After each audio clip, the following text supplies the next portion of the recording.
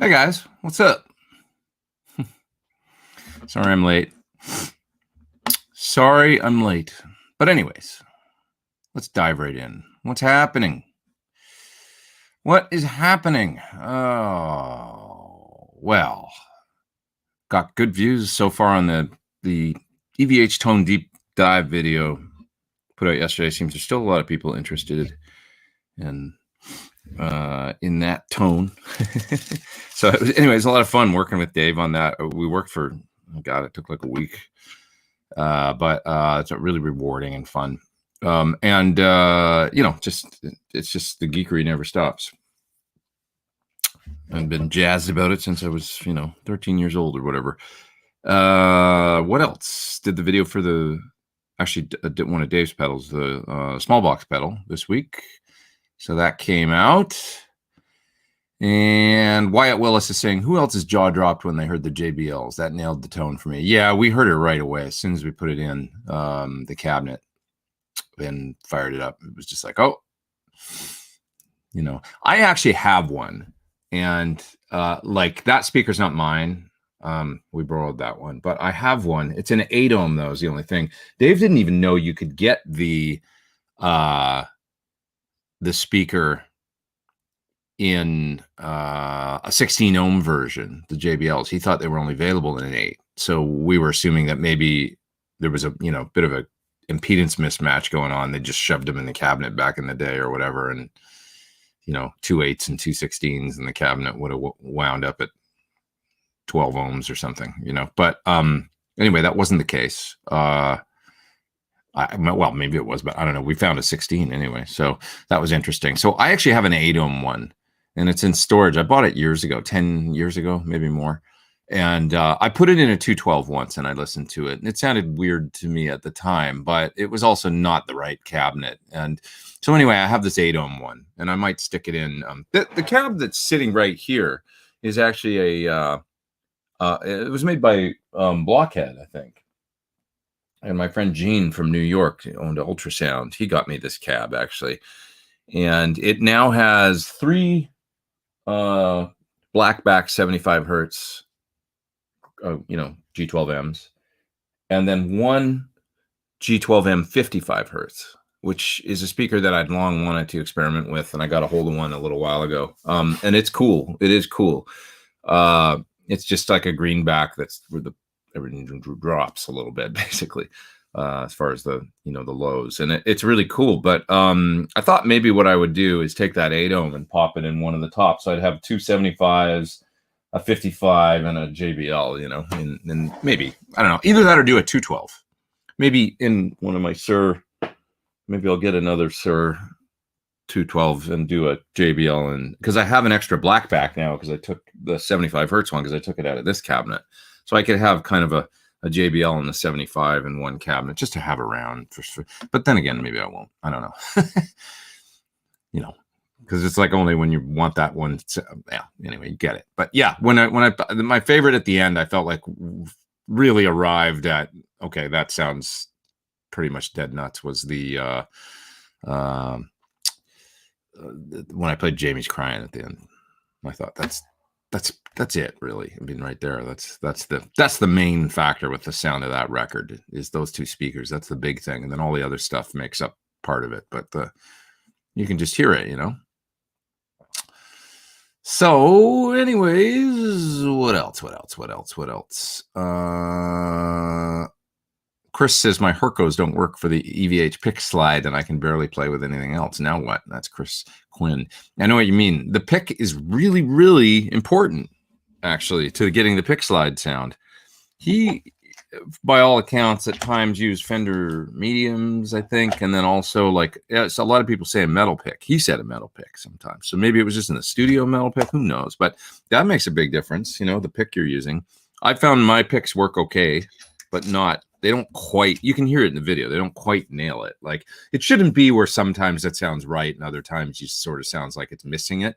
Whatever pick he was using when he did that stuff, it just serrated the string when he, and it was like, it's hard to do with typical picks, I find, to get that sound. So maybe he did use a copper pick or something, or metal pick, on recordings that maybe not live, because of course I've found, I don't know if you guys ever tried a metal pick, but it's a cool sound, but God, they go through strings like, you play for an hour or two and the strings are just fried at that point. So anyways, especially nickel, because it's pretty soft,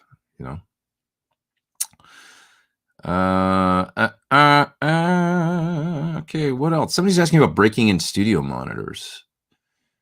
I don't know what I would do for that. I guess I'd just play music through them for, play some something that's full frequency, and play some dubstep or something through them. Something that's like, I don't know what I was trying to emulate there with that sound, but somebody's up there in the super duper top chat. And also somebody's asking what Apollos I'm using and what sample rate do I record at. I've got a new Apollo 8 X8P here, and that's my main unit. And then my previous one was an 8P, and I have it here as well, and it's slaved just for the DSP really, but I could also use it for more inputs, I guess. I don't really need more inputs for what I do though. So it's a X8P, a new one. That's what I have. Vibhas is up there in the super chat. He says, great video yesterday. Thanks, man. Thanks for doing the top chat. He says, I have an old Fender American Strat that I want to use for playing Van Halen and King's X. Wanted some help with a bridge humbucker. Should I go with a hot bridge or use one in the PAF territory? I don't know. If you watch that video, it's like maybe there's more questions than answers in some ways in the video. But if you want I would say if you want the Van Halen 1 thing, that 14K ceramic pickup seems to work pretty well to me. So regardless of what anybody ever said, it just sounds right, but it's just by the detective work. You can see it in the video, that sounds right to me. But beyond that, a PAF that's wound hot, like 8.7 to 9K or something, and you can experiment, maybe the EVH from Duncan, or it's an Alnico 2 magnet. The Motor City pickup, the Thornbucker is great. I don't generally use the Thornbucker actually for Van Halen. It's my sound, I guess, more, but it's the Thornbucker because of the Alnico 4 has a distinct sound. I think that is a little more rolled off in the highs. It's a PAF with slightly smoother highs and that's how, you can get it in the bridge and turn up the treble and stuff, and it stays pretty smooth on the top strings. But actually that zingy top end is kind of important. Alnico 2 is what Duncan uses in the 78 though. So I want to try one of those pickups actually, just to hear what it sounds like. I've never had the 78, so I was thinking of getting one to give it a shot and see what it sounds like just for research purposes. But I guess my answer is it kind of depends on what you want to do. It's pretty telling. I saw somebody in one of the comments on my video this morning say it's pretty telling that every pickup that Eddie Van Halen has ever put out or used later on was a pretty hot, like 14K. Every one. I mean, the Duncan Custom, which is supposedly what he was using around 84, 85. It's a custom with an Alnico 2 magnet. And then the Frankenstein pickup, look at the specs on it. It's super similar. The Wolfgang pickup has an Alnico 5. It's around, I think it's 14, I think. I haven't actually measured one. But the Wolfgang pickups, from what I understand, they basically kind of dead nuts copied the PV pickup. So, and the PV pickup was really probably derived from the DiMarzio to some degree that was in the Axis guitar, or EDH Axis, or whatever they called that particular guitar, the Music Man. So they were never 8 or 9K PAF as far as the pickups that he gravitated towards later. It was always that. So it's interesting, and just because it's 14K doesn't mean it's, that's not not necessarily defining how it sounds output wise and all that, I know, but it's fascinating. What else? Jesse says he's brand new to the Plexi and Marshall world and loving the deep dive into it. They're fun amps, man. It's hard to deny the you know, I was talking with Dave about it, and somebody was mentioning even in the comments on the video I did for the small box, they were saying Dave says he doesn't like pedals, he likes amp distortion, but yet he's got all these pedals. And I said, well, yeah, but he gives people what they want. There's this drive these days from customers for, you know, I mean, a lot of players, they don't even experiment with dirty amps anymore. They just use a clean amp, and it's almost like whatever amp, you know, they get they think you're supposed to turn the amp on one, and then what pedal do you use for your drive? Like I hear a lot of young players ask that, you know, and we all know if we're older out there, everybody used to be like, you had to get a Marshall or whatever, you know, that was just how we did it. It was Marshalls, or people had their Boogie Mark IIs, or, you know, whatever that they had. There wasn't much else out there, their Laney or whatever, you know. That was how you got a sound, and then you hit it with an overdrive if you wanted more, I guess. But now it's just different. So you gotta provide. I mean, okay, people want pedals that sound like amps. Well, we'll do the best we can, you know. And they've gotten pretty friggin' good, right? Like when you think about it. But there is something about the plexi thing where it's just that organic. I mean, the difference between 8 and 10 on the volume is massive. The cleanup, and just so you get this dynamic experience that there's just no other way to get, it seems. Zazu Zonker is up there in the super chat. He says, have you had any experience with the Neural DSP plugins? Which is your fave? I downloaded one of the guitar ones, and it was really cool. I can't remember. Maybe it was the Nolly one. And I tried a demo of it. I tried the bass one, and I didn't really get the sound that I was looking for out of the bass one. I was trying to get, I know it's designed to do the kind of the biamp thing, and you can do the big distorted thing. I didn't find my sound in that one, but I tried it but maybe I was just missing something, you know. There might be something I was missing about it, and I don't profess to be an expert in bass tone, but those are the two that I tried. I thought the guitar one was really quite good. Supposed to do a demo of their modeling unit, the, you know, floorboard style one, I think. But anyways. That's going to happen soon. Stealth Parrot says it's impressive how quickly you reset the truss rod when changing the string gauge. Yeah, that guitar had, the neck was a little out of whack anyway for a while. So I had to do it. But yeah, it took me a few minutes, and then of course I sped it up in the video. Haha. But I can't play if the truss rod isn't right. It drives me crazy. And then having that butt end truss rod adjustments always, it's just such a pain. But it's like, oh, okay, let's do this. Drop all the strings down, loosen the screws, take it off, do it, you know. Yeah. But it was a fun video to make anyway, the CVH video. Really, really, really fun. So I appreciate all you guys watching and stuff and sharing, and it's fun to geek out. Cathartic good times. Stealth Parrot says that IK Multimedia Sunset Sound Studio Reverb looks pretty cool. Yes, it is really cool. I mean, I'm going to use it all the time on other stuff. I used it on the small box video a little bit, actually, just had a little bit of studio room sound. Not the chamber, but I used the Studio 2 room or something, I think. Just to give a little bit of air to the sound of the mic'd up guitars, you know. It's a great reverb plugin for $99. Great convolution reverb. If you want nice, you know, kind of either the Van Halen thing or just a nice studio room sort of convolution sound that sounds really great for your recording. So I just get it. It's terrific. I love that it's simple too. There's not too many controls. They just made it as easy as can be. And I love that. Yeah. What else? Looking back through the chat here.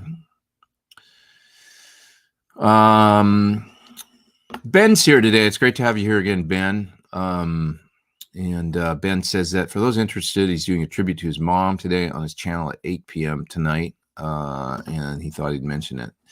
Ben's mom passed away. Really sorry to hear that, Ben. And thanks for being here every week. And we're really sorry for your loss. I know how that one goes. You know, it's tough. Arthur Gonzalez is up in the top chat, and he says, I love the deep dive clip. Thanks, man, for doing the super chat. He says, you crushed it, and that was as close to Eddie's tone as I've ever heard. So many overuse the phaser and the reverb. That speaker combo really made a difference. Yeah, you got to punch in the phaser just at the right times, right? And the, all the stuff, the echo and the. Some people were asking about the Echoplex and how it's set. You kind of have the mix barely on, and then set it for a repeat or a repeat and a half, and that's it, And it's the same on the pedal, So just set it for barely on, and you can hear the time in the video. I showed it, and it'll work perfectly, for that sound. And yes, it's in front. A lot of people are like, how do you use it? And you just put it in front. You turn the mix down almost all the way, and it just works. So there you go. Thank you for doing the top chat, the super chat. What else we got here, guys? Wyatt says it's the greatest EVH toned video there is, was, and ever will be. Seriously, man. Thank you. Appreciate it. I do. I even left some things out, by the way, that we have. So I'll put, there's some B-roll that, a couple other things that we can get into, and maybe put out a little, like,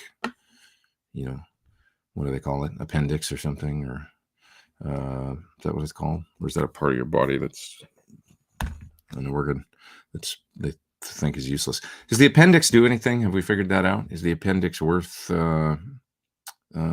keeping, or is it something we should just get rid of? Coolest I've ever heard to get that Van Halen 1 sound, said previous username. Bloopers would be fun. Yeah. Oh God, that'd be just like hours of bloopers. I don't know if it'd be that fun. Just hear me swearing and cursing. So was it only 250 to 2K bands you boosted on the G10? It's probably still set the same. No, I flattened it out. I think what I did is boost the 250, 500. Yeah, because there's 4 bands: the 250, the 500, the 1K, and the 2K. I probably had those just bumped a little bit. I didn't do it nearly as much as the photos that I've seen of his stuff either. Just a little bit of a curve, and then I dropped the lows. It sounded good though, right? At that moment in the video where I had it adjusted. Damn, color is all, or the brightness is crazy. You can play with it, but yeah, just from the 250 up to 1K or 2K, just do that, and then drop the lows a little bit, and then bump the level slider like 3 dB, and that's where I had it in that point in the video. And it really worked well. Jay Frockon says, "Hey Pete, I love your EVH gear breakdown so much. To be honest, it was rather inspiring. Thank you. Dave Friedman said the EVH Phase 90 doesn't sound. What does it say there? Doesn't sound right to him. What about the Phase 95 with the script button in? I haven't directly compared them. I will say the one on the board that's sitting right there, you can't, it's just out of the picture, but it's sitting right there. It's an old one, and I have an old one too. My absolute favorites are still the old ones. I don't know what it is, but there's something really gooey about them. You turn them on, and they've just got this syrup that is amazing. I had an EVH Phase 90, and I don't have it anymore, I don't think. So I don't know. I haven't directly compared. I like some of the 90s ones I've heard, just the regular ones that they put out back then, the regular MXR one. It's got a little less dirt to it, and they sound a little more like typical of a phaser or something, but they always sounded good. I have a Phase, a 74 custom shop. It's pretty good, but we tried it next to the old one, and the old one just, it was like, why does it sound a little gooier? It's got this syrupy thing, going on. I have a 95 on my board because it's convenient and small, the Phase 95, and so that works good. What's Duncan put one out a little while ago that sounded really great, I thought, that has a bunch of modes on it, but it's got a kind of, you can dupe the Phase 90 setting on it. I remember doing that and thinking it sounded really good in the Phase 90 mode. Like really, really good.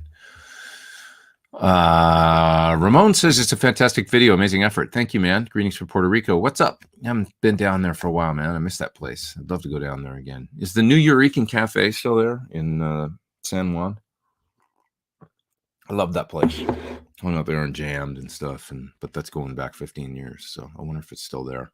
A lot of fun in Puerto Rico. Anyways, moving along. We have a 70s Mxr Flanger at the music store I work at. It sounds really cool, says Jesse. Yeah, the one I used in the video is the new one. Now, the new Flanger to me sounds great. I mean, you can hear it in the video. It sounds perfect to me. I don't know. I don't have any complaints about the Flanger. So, have I tried the Whirlwind one? The Whirlwind one, says Roy. I hear it's really quite good, but I haven't. But I hear it's good. I know the one you mean, the black Whirlwind with the script logo on it and stuff. Previous username says Jacob Duraps has his amp pretty close with Variac. He comes pretty close to Pete's enthusiasm on EVH. Yeah, you know, it's mostly in the playing, and he plays it really well.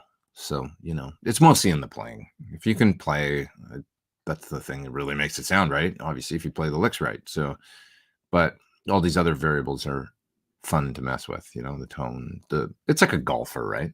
I can remember my granddad playing golf. I've told this story before, but I won't get too into it. But he could walk up and pick up basically anybody's golf club. And this was once he was old, you know, like in his 70s and older, you know, and getting up there, and he hadn't even played in a long time. He'd walk up and grab, you know, give me a 5-iron, and just walk up and you know, be better than everybody else. You know, it didn't matter the gear, you know, it was the style, you know. So how do you get the chorus detune that Eddie used, says Levi? You can get that pretty easily, I think, out of a H9, you know, use the 949 setting and just do a pitch detune. I think Eddie used to use 9 cents down and 9 cents up, like on, if you did it in stereo. 9 cents down on one side, 9 cents up on the other side. I think that's what I always heard. But yeah, like or at H3000 on the micro pitch shift is pretty close. You know, I think Ed used the 949, but that's it really. It's kind of like still chorus. It's detune. Yeah. Yeah. Tony says you should do a comparison video of all the pickup clones, EVH, Frankie, SD, Custom 78, Bare Knuckle. You know who was just saying that is Dave Friedman was saying we should probably do that. Who's going to join me here in a few minutes, by the way. I think he's coming on around noon or something. If anybody's got any questions for Dave, geeky stuff, you can ask him. But yeah, the pickup thing, we'd probably have to get a tech involved for the day to change a pickup out and use the same guitar, set it at the same height, and just keep, you know, maybe we use my black guitar or something and just keep switching the pickup in and out. That'd probably actually be pretty cool. Brian Silverman sent me a 1999 super sticker. Thanks, dude. Up there in the top chat. You guys are too kind. You guys are making sure that I can buy these pickups for this video. If we're going to get bare knuckles and done custom 78s, I kind of want to do it. I mean, I go and, you know, and put in the time. You guys buy the pickups and we'll make the video. How about that? You know, we'll put in the effort and play the same riff over and over and over and over and over and over. Okay, the same 3 riffs with every pickup under the sun. We can listen to what it sounds like through a plexi. Rich Monk says, had the EVH flanger and phasers and was happy with the sounds, but could not abide the slight volume drop when either engaged. Yeah, I wonder, maybe there could be a mod buffer or something. An old Phase 90, they sort of seem to boost in a way, especially when you're playing through a bunch of distortion. But if you really listen, they sort of cut too. And definitely, I think the thing that's loading the sound most in when you hear in the video that when I'm making up the gain loss with the EQ, I think that's the Phase 90 that tends to load down the sound, and it's not true bypass. Everything else on there is true bypass, I think. So you're also getting the cable runs that are doing it, but I think it's the Phase 90 as well as the one component. So, you know, but that was part of the sound. I mean, it was in line, and that's just the way. He never used a loop switcher back in the day. So these are things that people didn't even think about. It was just like, yeah, the sound gets a little crappier, so I'll just boost a bit at the end with an EQ or whatever, you know, if maybe, you know, we're not, you know. It was these days of buffers, and we you know, we get really geeky about it. But Red Rover, the effing Game Cat is up there in the top chat. He says, seriously thinking about a Friedman small box. Also looking at another that's a stacked pedal. Did you happen to try the small box stacked with the tube screamer? You know, I'm sure it'll work great. It's a plexi style pedal, and putting a tube screamer or a Klon in front would be a classic thing. I didn't try a tube screamer into it, but I don't think you go ahead and go for it if that's what you know, if you want to do it's going to work. So I can guarantee you it'll be fine. You know, to boost for leads and stuff. Thanks for doing the super chat. You guys are super chat mad today, and I really do appreciate it. Murph is up there. He's in Canada in the super chat, and he says, thanks for the incredible EVH video. Also, I love the track you did for the Friedman small box demo. Thank you. It had a hard rock meets Brian Setzer vibe. Yeah, great content this week as always. Thank you. I guess the Stray Cat strut swing thing is always, I mean, I love the Stray Cats. I remember seeing the Stray Cats when I was a kid. I went to see them. I remember I felt bad because they played Northlands Coliseum in Edmonton, and there was only like 3,000 people there for the Stray Cats show, which was a really small crowd. But one thing I really remember is in the back of the floor, back where the console is, you know, on the floor of the arena, there was like 100 people back there swing dancing, which was rad. I'd never seen that before. And I was like just a kid, and there was all these people. And I thought, whoops, sorry, I bumped the mic. There was all these people back there dancing, you know, and I remember that. It's like 82, one of the first shows I ever went to. So anyways, and I loved Brian Setzer. I always thought he was amazing. He was amazing guitar player. So I guess that was always in there for sure. You know, there's a Green Day track that sounds really similar to that vibe though too. You know, that kind of thing. And so it was fun to do. I don't know if you ever have problems with writing and mix, you know, you're like, what do I do? I'm just kind of repeating myself over and over again. Mixing up the groove, like doing a swing thing like that. Just kind of find a drum beat or whatever in a drum machine that's that sounds like that. I'm just gonna change my light here because it's driving me crazy. It looks too bright. One sec. Let's turn it down here. I'll solve that problem. But yeah, just, you know, I've recommended this before, but throw on a groove in 6/8, or, you know, throw on a groove that's a different feel, you know, from what you're used to, and it really helps, I find. Wyatt Willis is up there in the super chat, and he says amp designer James Brown said EVH told him on Van Halen 1 he notched out some mids at the I just missed that at the mixing console. So that is one thing. Have you ever heard this so much, or have you ever heard this? Wyatt's asking. You know, I believe that, and I think it's absolutely necessary that. And I didn't actually mention that in the video yesterday, but I did EQ a little bit. You need to cut. So that's maybe a second video that I can do or something. The sound is basically there when you just pull the two mics up, but yes, it's a little mid-rangey. So the cuts would be between 250 and 2K. Centered 250 to 500 or so. You need to just dump a little bit of mids, and then from about 500 on up to 2K, kind of centered around 1K or 900 hertz, there seems to be a dip. Kind of in both the mics, really. Do that, and then you're very, very, very friggin' close, you know? So yeah, I did that a little bit, actually, because I found I had to, and I didn't mention that. Not out of like leaving anything out or whatever. It just seemed like it's an important factor, but it's not the, you know, it's like putting the JBL in there changes the whole character. And then you just, I mean, what record was ever made where they did an EQ, right? Like that just doesn't happen. So the fact that we kind of, you know, it's just something that happened every time somebody went to mix, you know. The interesting thing is I think it happened going in on Van Halen 1. I think they did it at the console when recording, but that's also a thing that engineers used to do. They were pretty fearless about, you know, the sort of fix it in the mix thing is a later thing. Getting the sound to tape is a very, got this like bump in my head. There we go. Fixing that. Hair was looking stupid. It's just kind of whatever, the COVID situation. anyways, it's sort of a very 50s, 60s, 70s thing to get the sound going in. I mean, as people have told me things before, like you basically want, when you go to mix, to push the faders up to 0 and it sort of sounds done. And then the mix is just kind of, icing on the cake or whatever. That's the way they used to record. Somebody like Bob Clearmountain, when I did a record with him, engineering, which was really interesting. Like, so not just mixing, but he was the recording engineer. And to hear the drum sounds and the bass sounds and the guitar sounds, you'd do a take and then you'd walk into the studio to hear the playback, and it sounded like a record already. It was like, because he's Bob Clearmountain, but you'd be like, wow, that's amazing, And he I remember saying something about, yeah, you basically, get the sound, and you want to sort of, if you can just push the faders up and there's the sound, then that's the way you should have, that's how you record things. And it makes a lot of sense to me, So the engineer, I mean, who knows if they even talked about it, but it was like, maybe they did, but it was somebody like Don Landay or something like that at the board, just probably like listening to the mics and going, sounds a little mid-range. There we go. There's the sound.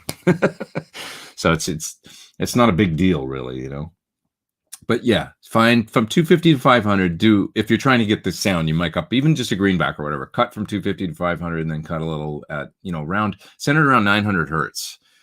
A bit of a fairly, medium to wide Q cuts. And it really gets you right in the zone as far as the sound goes. Yeah, that's that. Ben Funk says he has a bare knuckle VH2 in his Partsicaster and he's enjoying it. I have not ever tried that bare knuckle pickup. The only bare knuckles I've tried are actually the Stevens ones that are in my red guitar, and they're actually really great for a hot pickup. It's a totally different sound than I usually, but he's a sound master, so they sound great when I want an aggressive guitar. I'd like to try the VH2. Mighty Might still makes the 1300, says Steven. That's interesting. It's basically a super distortion, which I have in that one guitar. So the one pickup I really want to get is a custom Duncan. I have a custom 5 around here. I thought about just getting a ceramic magnet and popping it in, then I'd have the custom, right? But do you ever go to Wild West Guitars? Says Sleeping Saloon up there in the top chat. Thanks for doing the super chat. He says they bought a high watt for me on Reverb and UPS cracked it in half. Oh no. I spotted a PT15 and pictures they'd sent me. They're out in Pasadena, right? I've been there once a while back, but no, I never really get out there. I should check that place out more because it's close to where I live and stuff. Pete, what do you think was the biggest difference in Eddie's sound from that first album to Balance? Well, it's totally different. I mean, by the time you get to there, honestly, the biggest difference would probably be the harmonizing, I think. But moving to the Soldano, and then by Balance, he was using the 5150s. So you're in a totally different zone. There's so many things that are different by that point. Really, we could, everything is different. The guitar is different. The amp's different. The pickups are different. The effects, the way he was running them was different. Everything. So a lot had changed. The guy was the one factor that hadn't changed. So, Trent says, since we're talking Eddie, where do you think he learned his chord vocabulary? He wrote, and with so many different chords, I think piano. He started on classical piano and was, by all accounts, pretty amazing. And that was in there deep rooted from an early age. I've said this before and I've said it to her, but I think Yvette Young shares a lot of Eddie Van Halen DNA without knowing. She's not, I don't think, was influenced by Van Halen or ever really listened to him, because I've talked to her about it and she said that, yeah, I've got to go back and listen to him. But I said, because she grew up playing classical piano, like really strict, like her parents, like it was like, beat into her basically, practice. And so she's got that crazy classical background, and she plays the guitar like a piano. Who else played the guitar like a piano? Eddie Van Halen, right? And with the chords you hear her playing and stuff like that, I just think there's a hell of a lot of similarity. You get two different people and two completely different decades, and classical piano and violin she learned, and then they pick up the guitar later and just kind of are self-taught. Eddie Van Halen and Yvette, you know. And honestly, the way that she experiments with things and sounds and stuff, and it's like the guitar, it's like you got this person that's like, okay, up till 10 years old is regimented as a little kid, you know, and then they discover guitar as a preteen or whatever, and just, I'm gonna just do this the way that I want to do it, and they just do this stuff, and it's like, you know, retune it. I mean, it's the same kind of spirit of experimentation with tuning and stuff. She's got that. She is kind of the you know, without, because it's great because she actually doesn't have any Van Halen background. So it's like, if you guys haven't listened to her music, check it out with that in mind, like the piano thing and the spirit of experimentation with tones and how crazy she gets with modulation. And she like zero fucks given, you know, like she just does whatever she wants.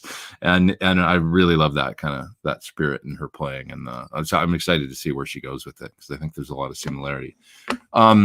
Mr. Dave Friedman is here, and we're going to let him into the chat. And Dave, just hold on one second. I'm just going to answer this one question. And then Peter Urban's up there in the top chat, and he says, he's super kind from Canada. And he says, I've got a Mesa 412 with V30s, and I'm wondering if putting in 2 Celestion Golds to combine with the V30s would do well to make it a universal cab for Doppler type clean and dirty.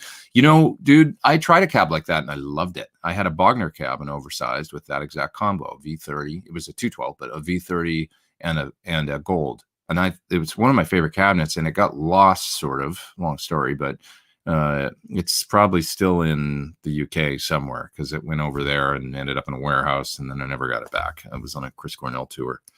And blah, blah, blah. But I remember the cabinet sounding really great. And the Gold is a terrific sounding speaker. So yeah, I reckon it sounds like a really good idea to me, actually. Go for it. Let's let Dave into the stream and see what he's got to say. Oh no.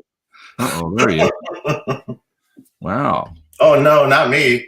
Wow. What's happening? Coffee. Yeah, me too. So people like our video, I think. It's doing doing quite good. And then, of course, you know, had the bright idea this morning to do a pickup video. And somebody else mentioned that. And now I just said it, so now we have to do it. Yeah, now we got to do it. I know. Yeah, I think it's a fun idea. I think we should get Eric for the day. Yeah. I did another pickup video before that James Lugo did a long time ago. And we had Eric for the day. And yeah, it's kind of a long. He's a tech. Long process to do, because you gotta actually doing it on your Floyd guitar, your black one, might be the quickest. Yeah. That's what I think. You just do it all on one guitar, one pickup, one guitar, boom. Set the heights of every pickup exactly the same from the strings, so there's at least some sort of bass line, and then you just have to play the same riff. That's easy. You use a looper for it. Yeah, we'll just pick a riff. So what pickups should we get, you guys? Should we get a Duncan Custom and an EVH and a bare knuckle VH2 and a Motor City is already in the guitar? Let's try some other ones too. You know, we should try a SSV and try one of your pickups, maybe. You know, you got Friedman pickups. I mean, we have to limit it to a reasonable amount, because you could make the list so long that you couldn't possibly do it in a video. So, 8 to 12 pickups, I think. 8 to 12. Okay. Yeah, would be the 12. Okay. I'm down. But it might be worth it. But I mean, but really, we might have to reach out to some manufacturers and stuff. And obviously, we should try a Wolfgang pickup and a Frankenstein too. Frankenstein pickup, a Wolfgang pickup. I'd like to hear those two compared to a custom. A custom, a Motor City Second Degree, the 78 from Duncan also. And then we can go in, I could throw one of mine in. For a reference, you could throw one of yours in, although it might not be the right thing, but it might be interesting comparison to the other pickups. Right. See if we can get a hand on a Mighty Mite. El Rondo says include some affordable brands too. That would probably be the Mighty Mite, you know. I mean, the Duncans are affordable brands. Yeah, exactly. I was looking today. They're $79 all day long, right? Yeah, so, I mean, yeah. I mean, more affordable than that, I don't know. You know, right? Exactly. I mean, we could get. I mean, I could throw in something weird. Like I have that's sitting in a box that I haven't tried yet. I have a Alnico 2 Goto pickup made in Japan. Or what about the Shaler like? I have one of those too. Those cheap that came out of my Kramer Pacer. Like doesn't what's the place that sells not all parts, but the other place that sells pickups they're kind of inexpensive and they do all the luthier stuff. Who am I thinking of? I can't remember the name of but I remember those golden 50 pickups or something they call them. Yeah. You mean Stu Mac? Stu Mac, yeah, they've got pickups for like $40, I think. I don't know who made those. Those might be actually made by Goto, maybe. Yeah, Goto does a lot of OEM pickups in overseas. You know. Yeah, they do a lot, and it's on the cheaper side, but it's but it does nothing wrong with them. Light Sound Geometry says ES335, what Ed used. I always heard the pickup came out of his 335 and then he had it rewound, you know? Well, here's the thing. I think at first, maybe not. And also there were several other guitars down the line that he used to record, like original 58 Flying V. Right. And stuff that he used to record that had the stock pickups in it. Yeah, sure. The Flying V. Magic hands, man. Yeah, totally. Yeah. I wonder if you could get an actual EVH pickup from Wolfie, says Ian. Well, they're the same. I mean, those guys got Matt Bruck got me I have a set of the EVH pickups that they gave me. So we can get all that between all the contacts we know. I mean, we're making a good, cool video for the manufacturers too, like Duncan and stuff like that. So I don't see why they wouldn't play ball. Yeah, we can ask them if there's anything they want us to include to just, you know. Yeah. So Tony says, hell yeah, this video's happening. We're going to totally do it. Stan Mucho's up there in the super chat. And as Pete and I are doing this video, we're going to be like, why did Pete's going to go, it's all you. It was all you, man. You know, I'm okay with it. If we get Eric, you're the one. If we get Eric for the day, I don't think it's that hard. Yeah. Well, this is not a difficult video to make, really. It's a little bit time consuming, but not as difficult as what we just did. That's for sure. Yeah, we might maybe want to consider a guitar that does not have a pick guard, just to get pickups in and out faster. We could just put 2 screws in the pick guard. And it's the same. True. Just dunk the Floyd and drop it, whatever, and pull it out. I don't know, something. But Stan Musso has a question about amps that he's asking. Old Basement, a 4-ohm output transformer. What cabs and impedance do you plug it into? He's from Ireland. Thanks, Stan, for doing this top chat. I've always just done it at 8 because that's what I. There's a one-way mismatch then, and it's okay. To be honest, those Fenders, anything you want, they're pretty, and they don't really. I mean, there's people that plug basements and things into 16-ohm cabs for years, and it's just perfectly fine. Perfectly fine, yeah. Yeah. I mean, you can listen to the difference. I mean, between 8 or 4, or if you have a 16-ohm cabinet, you can wire it 4 or at 16 and listen to how the sound difference. But I've never ever seen one of those output transformers blow up. Ever. Wyatt's, yeah, me neither. Wyatt's asking, could we hear Dave's 50-watt 68 plexi in the video? Sure, we could use that. We could use that for the amp if you want. I mean, when we're listening to the pickup, we don't need. I mean, I think I'll just use the greenback loaded cab and a good Marshall, and then we'll just listen to the difference in the pickups. Yeah, we'll do the 50. Sure, why not? Yeah, it'll sound great.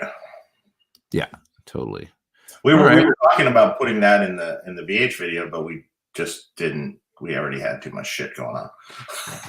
Yeah, we did. Arthur Gonzalez has an old Ibanez PAF type, and you're right, dude. We should actually find a Super 70 Alnico 8 or talk to maybe Arcane, because I know Phil X. That was his whole thing. Was he loved the sound of the Destroyer, and the Phil X pickup is really kind of based on that Alnico 8. Mm-hmm. So maybe they've got something to add. We could talk to the folks at Arcane. Yeah. Yeah. Let's see here. What else we got? You and I will just have to make the list of these pickups and just cut it off at some point. Just make a definitive list and make some decisions in it. Because again, you could have a list of 50 pickups you could try. There's somebody else is saying, will there be a VH Tone Part 2? You know, there's a few things that I didn't have time to put in the video because literally I had to. That video was made for Guitar Summit. It was their idea. They said, could you guys do something special for us? And Dave and I put our heads together and decided on doing that video. I was editing it till about 3 a.m. The night before. It had to come out at noon, 12:45 my time yesterday, and I was starting to fall asleep on the desk. I was like, I just can't. I had hoped to make it an hour long, and it ended up at 45 minutes. But one of the things that we didn't show was changing filtering on the Marshall.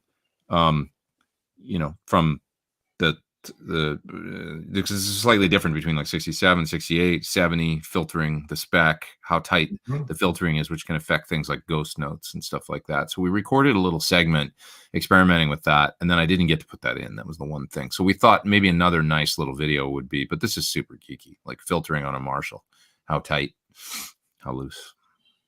It was kind of interesting. It was interesting. In some respects,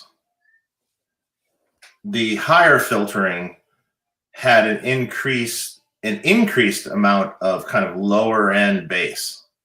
And the lower filtering got rid of that lower end bass and then felt really spongy. But the funny thing is that it almost sounded, when just listening to it, like it was tighter, even though the filtering was looser. Yeah. So there's a great thing with the low filtering and the ghost notes. Some people don't like ghost notes, and as soon as you lower the filtering, it's like we were laughing about it. We're playing up the G string, and it's like there's two notes going on, you know, with every one note, and it's great because it sounds so fat with the low filtering. I just think that's just. I swear to God, you know, people like agonize over that. I don't like that sound. I go, you put it in a track and play a lead. Play a lead, put it in a track. Tell me, do you really hear it? Yeah. No. Right. It actually just sounds well, it sounds good. Well, it might just sound more interesting, to be honest. Yeah. I think it's just more interesting. It's like putting distortion on an acoustic guitar. Right. Yeah, I'm sure you've done that in a track, right? Where you take an acoustic guitar and you distort it a little bit, maybe with a compressor or something, or you distort it. Honky Tonk Women, Keith Richards. And that all of a sudden pops out in the track. That's what gives stuff excitement, and giving stuff excitement in an audio mix or track is really important. Keith recorded his guitar on that. It's in his book. He had this cassette recorder that he used to write on, one of those little rectangular looking cassettes and it had a mic in it, and it would compress and it would distort when it was but the sound of that is they ran through the electronics of the freaking cassette deck because he liked the way it's acoustic guitar, but it's like distorted and compressed to hell, and that's amazing. You know, it's like that's how stuff is. You know, that's all the great guitar sounds were sort of done that way. You know, it was like happy accidents that were like, wow, this sounds cool. I like this. I like going through my Porta Studio into the front of my Marshall. Yeah, or something. I got a text this morning from. It was from Chris, who's, I believe, is Ed's tech for, what's Chris' last name? He used to tech for Ed for like the last little while. Like, oh, not Chris. You know, he was teching for him through like probably 2012, who was his tech on the road? Well, there was Tom Weber was one. Yeah. And then the other tech was Craig. I thought, okay. Doing this live right now. Sorry, I'm going to figure this out. But where is he here? Unless I'm. There was a fellow named Chris, I know, but anyways, it was one of, and because I got a text kind of out of the blue, he's got my number or whatever. Anyway, he was mentioning that that Ed taught him how he liked to tune, which was, you know, how he would always tune to the the guitar to itself and then tune the bass to that and stuff like that, right? And he was mentioning like that I didn't really talk about tuning in the video, where Ed was saying the B string was even messed up even on pianos. He would say like those, like I think he's talking about the third, when you play those like fifth root third chords, like in Running with the Devil and stuff. And he said I had to make sure that the D, G, and B strings did not wobble. That cold steely, you know, and when you play those chords, it's hard to keep them in tune sometimes. And it was really important how the B kind of rings. So that's another little factor, is that you might find that you have to tune the B flat a little bit. Not a B flat, but the B flat. Lonnie, who was Ed's tech for a while, you know, that was the whole big learning curve there. The tuning, how he wanted it tuned. And it wasn't conventional. I don't remember the exact. There were some offsets that you had to do. Some offsets, yeah. And the funny thing, he goes. I remember him saying, "When I play it, it doesn't sound right, but when Ed plays it, it sounds in tune." Well, the finger pressure is really a big. Yeah.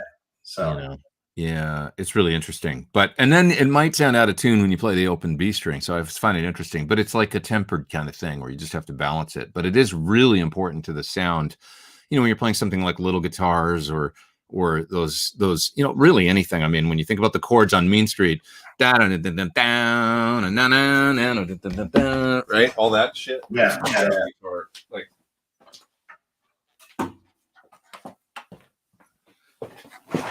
these notes, you know. So I just bracked the B string down. I don't know how well you can hear it. Yeah. But you want the, you know, if I now listen to the B open, it's flat, right? So yeah. So right. So it sounds like you're making the major third, not beat against the root, because there's always that tension there where it does that, and you can tune it out, but it requires you to back. Anyway, that's another really important thing. He said, why didn't you mention it in the video? And I was like, I don't know, I just didn't think of it. I just do that naturally. Like when I play that part, I just kind of tune, you know. We had a lot of stuff going on for the video. It was believe me, it wasn't like, you know, stuff breaking, Echoplex breaking, this, that, you know, just trying to get things working. It's not working right. The Echoplex worked for really well for a day, and then all of a sudden I came in one day and I hit a note and it went like he did the delay. Yeah, so much wow. The Echoplex sounds really cool. I mean, you know, the MXR does a really good job, but you know, the real thing is, well, it's better, but yeah. MXR is great, but that's the reason people don't use them anymore, because they don't work reliably at all, ever. Yeah. Yeah. I can only imagine. I wouldn't ever want to take that on a road somewhere. Jesus Christ. Yeah, what a pain in the ass. Just trying to get it to. No way. I had a couple top chats that I missed, and I'm going to get to those right now. I just got to look. Sometimes when you guys hit me up and I miss them because we're talking and stuff, I take pictures of them, so then I can look back on my phone and see what it was that you were saying. Chris Lester was up there and he said the EVH is much hotter than the Duncan Custom and Bare Knuckle Van Halen 2. Do you mean the EVH Duncan pickup, or do you mean like a Wolfgang pickup? I wonder. The Custom is the closest to the vintage Van Halen tone to my ears. Yeah, well, for me too. I mean, really just the 14K ceramic thing. I guess we're going to find out.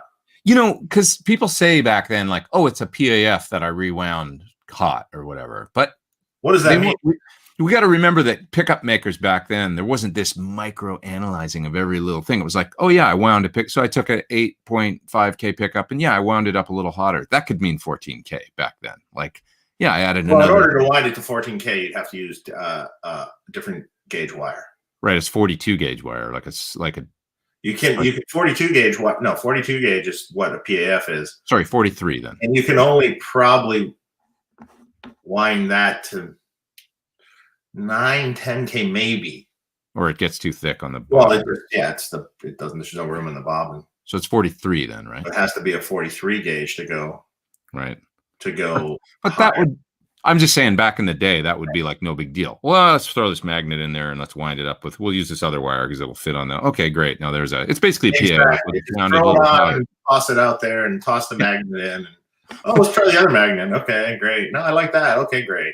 Yeah, now we get all like super anal retentive about this stuff. So Bent Tom says, can you include pariah pickups? Many people in Van Halen tribute bands use their pickups for EVH tribute guitars. They have a Pasadena series. Are you serious? I've never even heard of this pickup. Wow. I've heard of it. Pariah pickups. I've heard of it.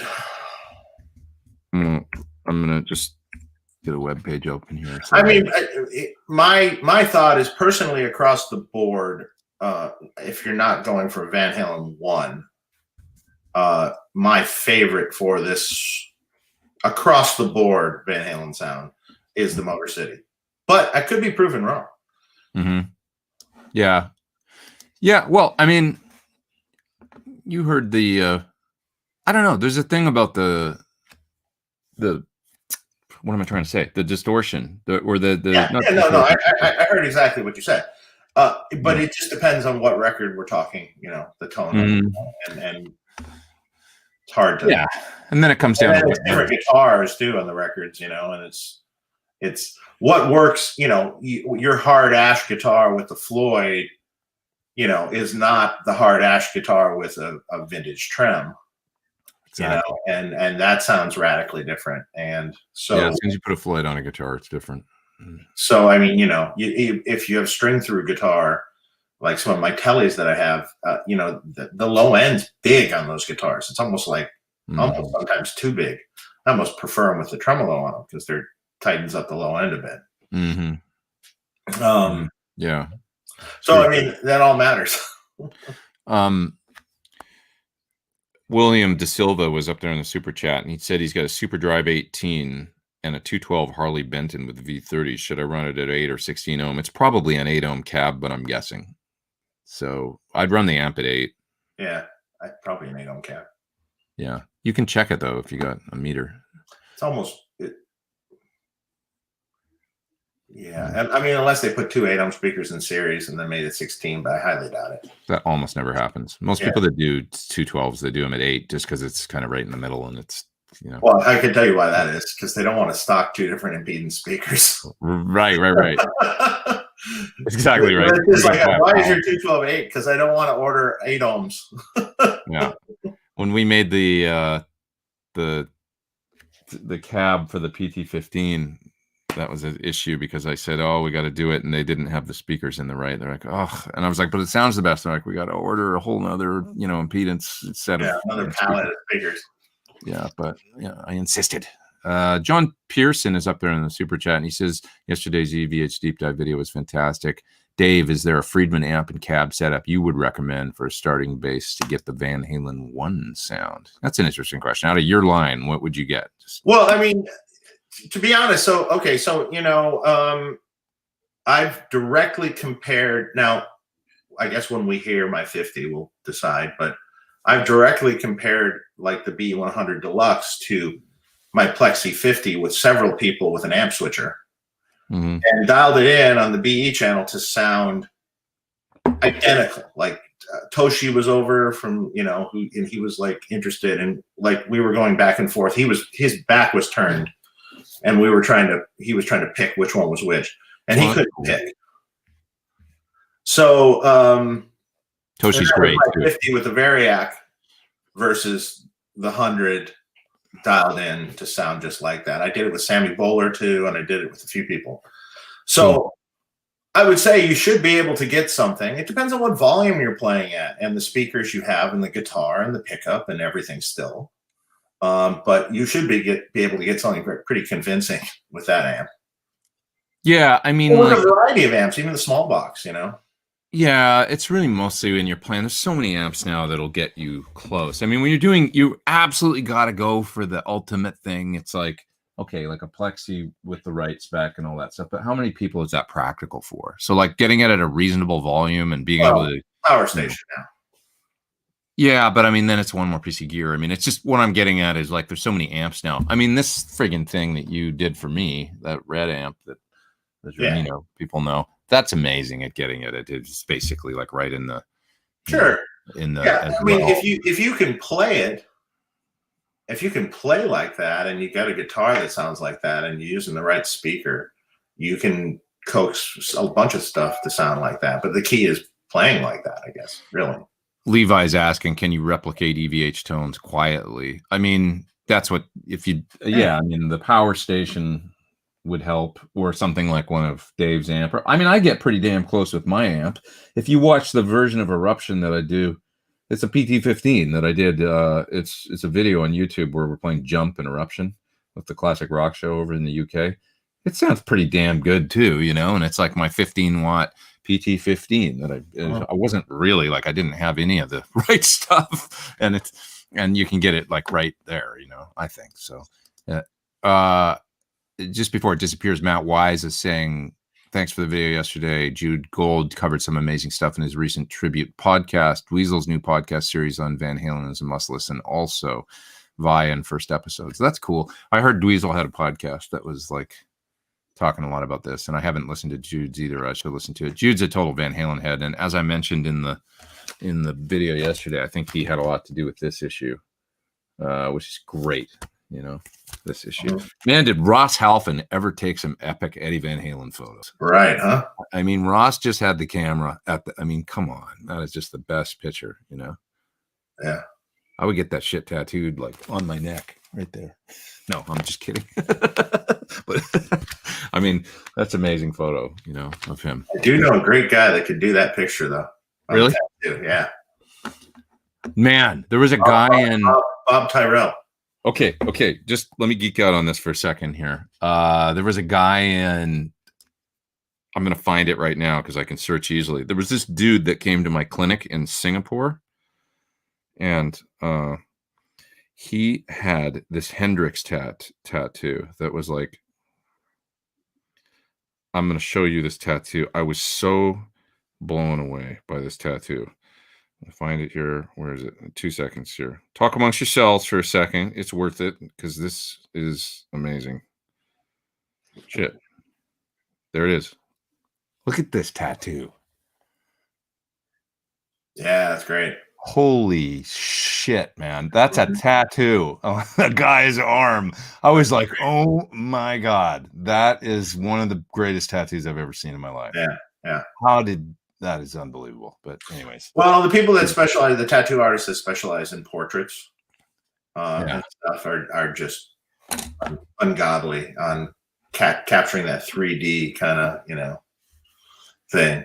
Yeah. Amazing what they're doing these days. Kids these days. I was going to look now because I missed another super chat, and now I got to get out of my, let's see. Sorry. Okay, who did I miss here?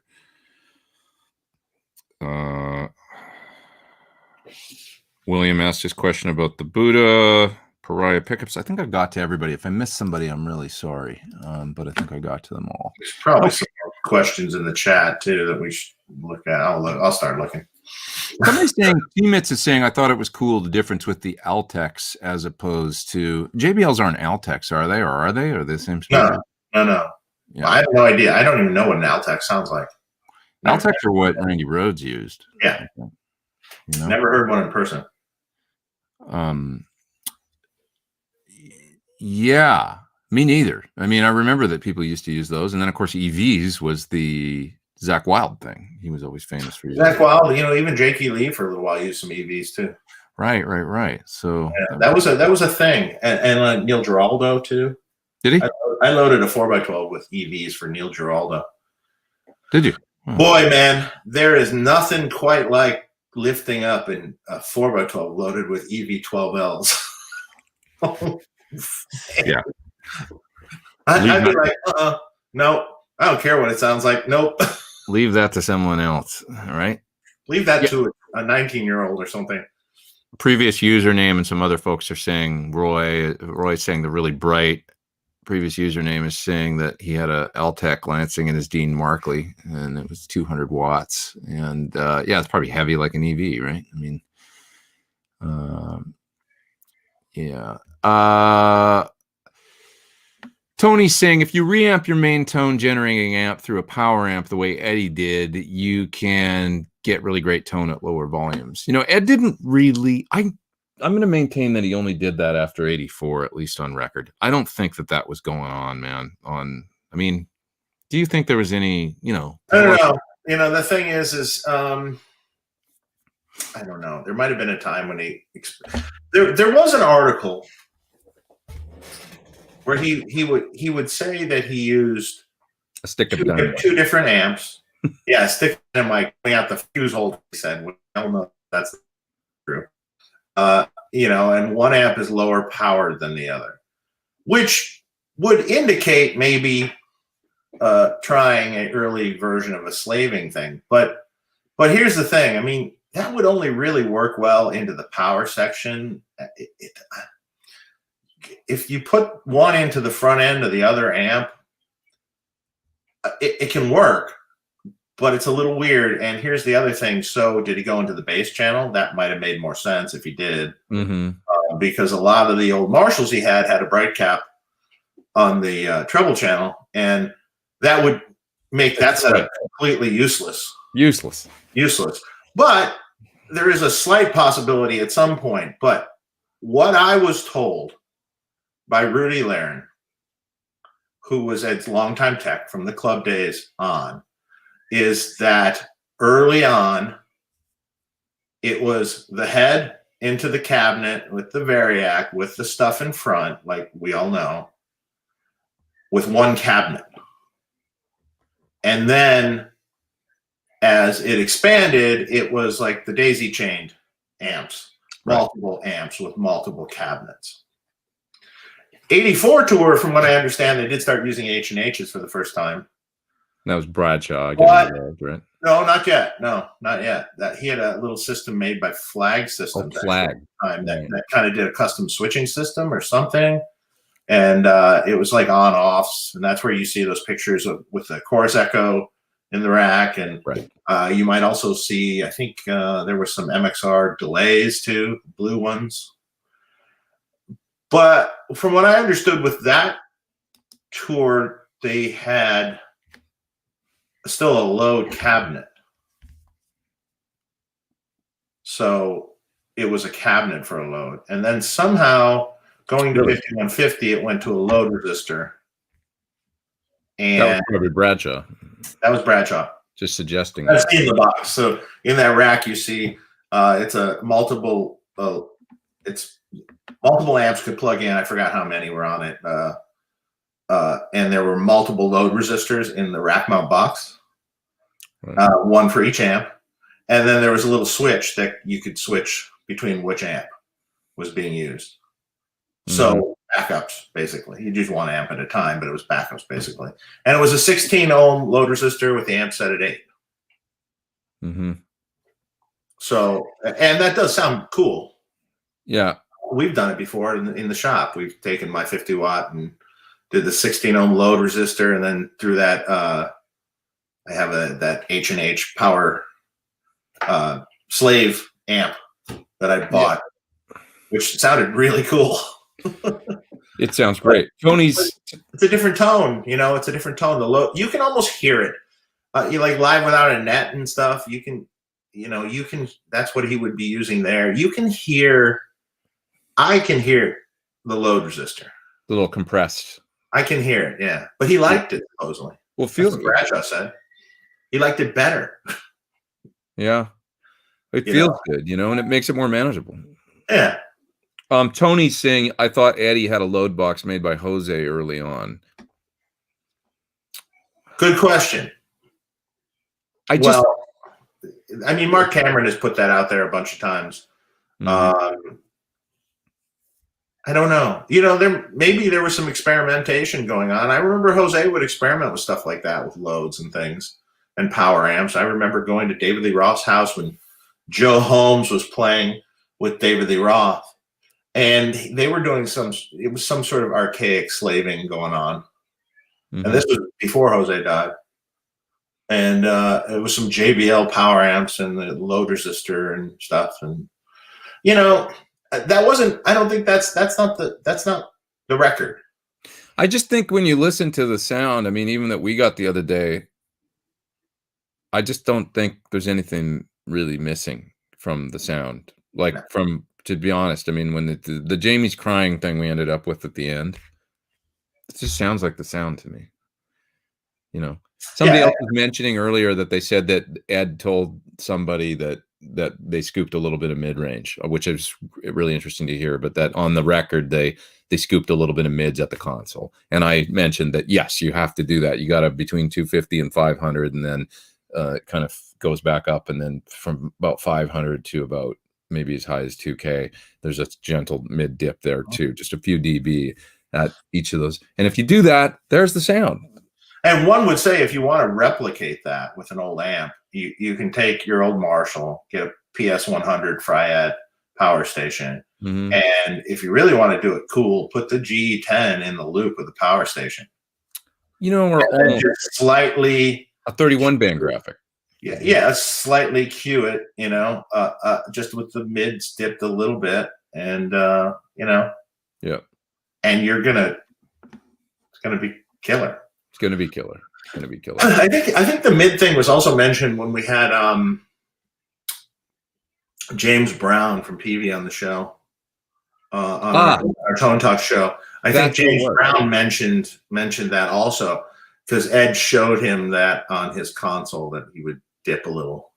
That's exactly what somebody said, that James Brown mentioned that. Yeah. So there you go.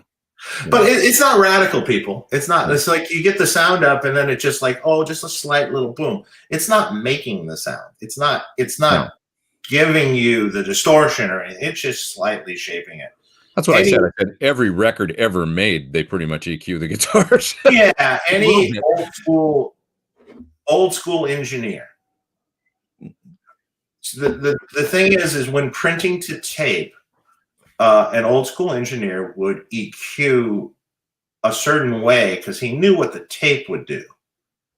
And sometimes they EQ it brighter because after several passes on this tape, it starts getting darker and darker and darker. And they'd EQ it brighter and going in, and they'd commit, they'd make decisions, unlike today. You know, I mentioned that I made a record with Bob Clearmountain, and as a recording engineer, not just the mixer, you know. And when we were cutting bass, drums, and guitars, we'd go in to listen to the basics, and you'd walk in, and he'd just kind of have the faders up at 0, and it sounded like a goddamn record already. And that's the way they made. I mean, if you go all the way back to the 50s, the way that these people learned, somebody like Don Landay, I can imagine like that the way that they learned. I mean, when they were only cutting to mono or to stereo, you know, before even, you know, I mean, I know stereo came in, I don't know if they ever did that, but when they were cutting bass, you know, Elvis, whatever, they had to EQ, everything was going down. That was it. There was no mix. It was live. Yeah, there's no mix. It was that was it. It was live. The balance, the EQ of all the instruments. I mean, imagine that. The engineer had this task of capturing everything in perfect balance to one track. It's unbelievable. So that's where these guys, you know, and then, you know, you can move to 4-track and 8 and then 16 into the 70s. But that was the kind of school of thought that you get the sound going in. And nowadays people are like, oh, I'm scared to EQ. We'll leave that for the mix. We'll have 100 tracks and all this. It's different. But the idea the best thing you can ever do is make decisions. Yeah. Just make the decision going in, and, you know, and print it like you want to hear it, you know? Print it like you want to hear it. Exactly. Yeah. So a little bit of EQ. Try not giving yourself 1,000 tracks. Right. You know, it's just like blending mics, blending mics on cabs and stuff. A lot of people there's a bunch of mic pre's out there that you can blend on the mic pre. You know, you have 2 channels and then there's a blend output, and you can just make the decision right then and there at the blend of these 2 mics that you're doing and print it to 1 track. Exactly. Well, that's what I do in here most of the time. I got a BAE that I use most of the time, and I'm printing both because it's got the mix output. I'm printing a ribbon and a 57 with both. Yeah. With both. You take the mix output, right? And you just decide what your blend is and your sound and print it. Yeah. There's a couple super chats I got to get to, but I just wanted to say that also it's important to note that, let's say even on Van Halen 1, I don't know about later records, they probably were just in Studio 2 most of the time, I think. But in Van Halen 1, at least, they moved around from 1 to 2, back to 1 again. So on the different days, I didn't realize that, but it wasn't all done in Studio 1. They would use the different studios, and that's on the track sheets. And so Brian talks about that Brian Key, who talks about that in the Sunset Sound videos that they've been putting out, which are fascinating, by the way. They're great to watch. But that, so in other words, the guitars were getting the cab and remiked, reset up. So that from song to song to song to song, you're hearing some differences probably as they set up for the sessions on different days. Michael is up there in the super chat, and he says, thanks for the wonderful content. Dave, what is the capacitance of the fat cap? 470 microfarad. 470 microfarad on V2, and they can ask you questions. Pretty much. I mean, 220 or up will get you the same results. Actually, probably even lower than that. But if you want the accurate on the original, it was 470. Adam is up there in the super duper chat as well, and he says, for Dave's familiar with the first Stars album, STARZ. If so, any idea what those guitar sounds might be? Do you know that record? Stars? I don't know them. He says that the amp is ready to explode kind of sound. Just curious, it's always intrigued me. I'm curious now. You've got us thinking. And now we have to go hunt this down. Yeah, Stars. Let's remember to look for that later. Thanks, Adam. And I'm sorry we don't have an answer for you. I don't know that well. That's the thing. We don't know every single guitar sound.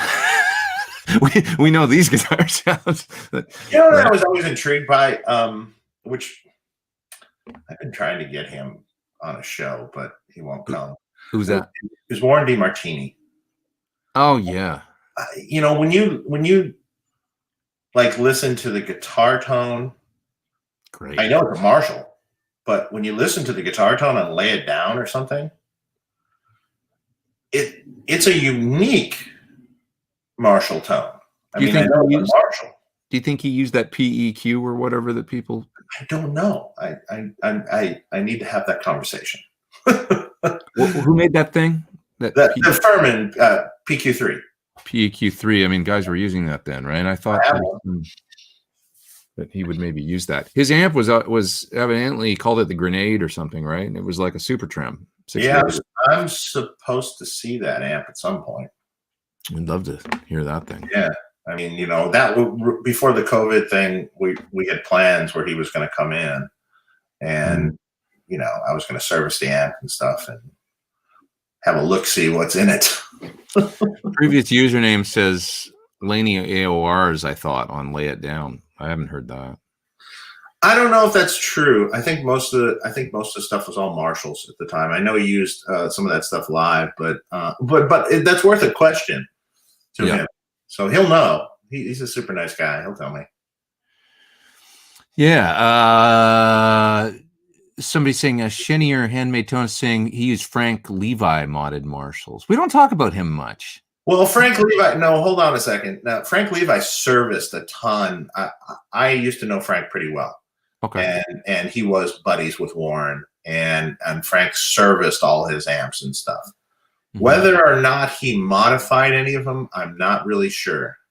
And if so, generally Frank's mods are really kind of minimal. So not super high gain, generally speaking.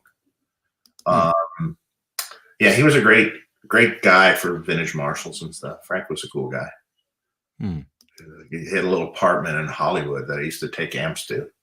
Oh yeah, I think I remember. Like a shit. The apartment's full with amps. Just like the worst shithole you could ever imagine. You know what I mean? Hollywood. God knows what was going on in that apartment. Right. What kind of substances and everything else that went on in that time frame. I'm picturing one of those 2-level things with the stairs going up and a screen pool door. outside, a courtyard kind of thing. And it was the old Hollywood rock dumps. Rock dump. That's the best way to put it. You know exactly what I'm talking about. Oh God, I used to live on Fuller, man. I know exactly what you're talking about. Yeah, it was somewhere like down there in Hollywood. I don't remember exactly where. That's how I started, on a futon. Sure. Warren DeMartini's tones are my personal favorite, says Ben. And he says he's most curious about a Soldano tones on Detonator. There is some great sounds on that. Yeah.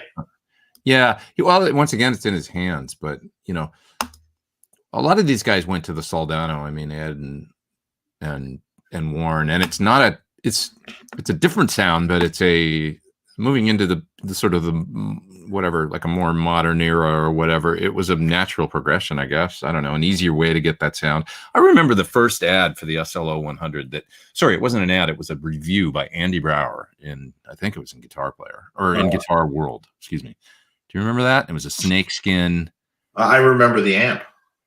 That was in the Andy Brower rental fleet. Yeah. And later, it was one of the earliest SLOs, and it had chrome covers on the transformers, and had one less switch on the front. I can't quite remember which switch. And it was later, it was in the fleet forever, and then George Lynch had to have it at one point. So he got a hold of it and bought it. It was crazy. He had like a newer SLO, and it was like money deal and his newer SLO for that original one. It's funny, his SLO is still in that rental fleet.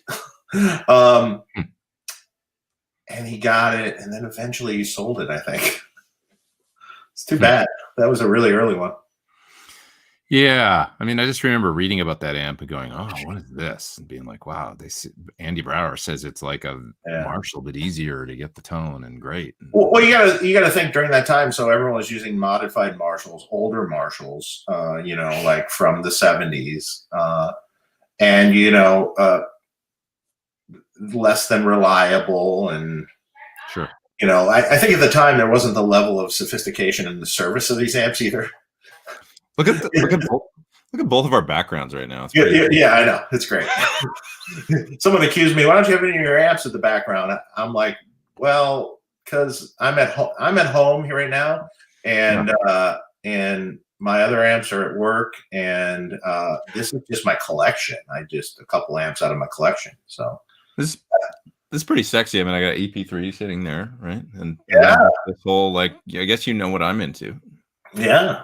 So, and hell, one of the amps in the picture is mine in your room. Sure is. The EP3 is yours. Yeah, the EP3 too. Drew A says, Dave, can you foresee a scenario in which audio parts are consistently made as robust a spec as they were in the 50s and 60s? Okay, what are you talking about exactly? You know what I mean? So, I mean, actually, was shit consistently made? Well, I don't know if that's necessarily true. I mean, nowadays you can get a transformer that's probably every bit as consistent as, probably more consistent. Right. Transformers, not the case. Other electronic components. The only thing I maybe say that was done better is pots. Tubes. Pots were done better. Definitely tubes. Maybe tubes. Here's the thing about the tube thing is, like, when I've talked to a bunch of people that were around way back, they tell me there was all sorts of problems with tubes then too. I know. So, I've heard that too. Like Fred Tacone from Divided by 13. Yeah. He said, "Yeah, those Mullards that everybody always talks about, how great they are and all." And I remember him saying, like, they were crap, man. They used to screw up like all the time. You'd be, so.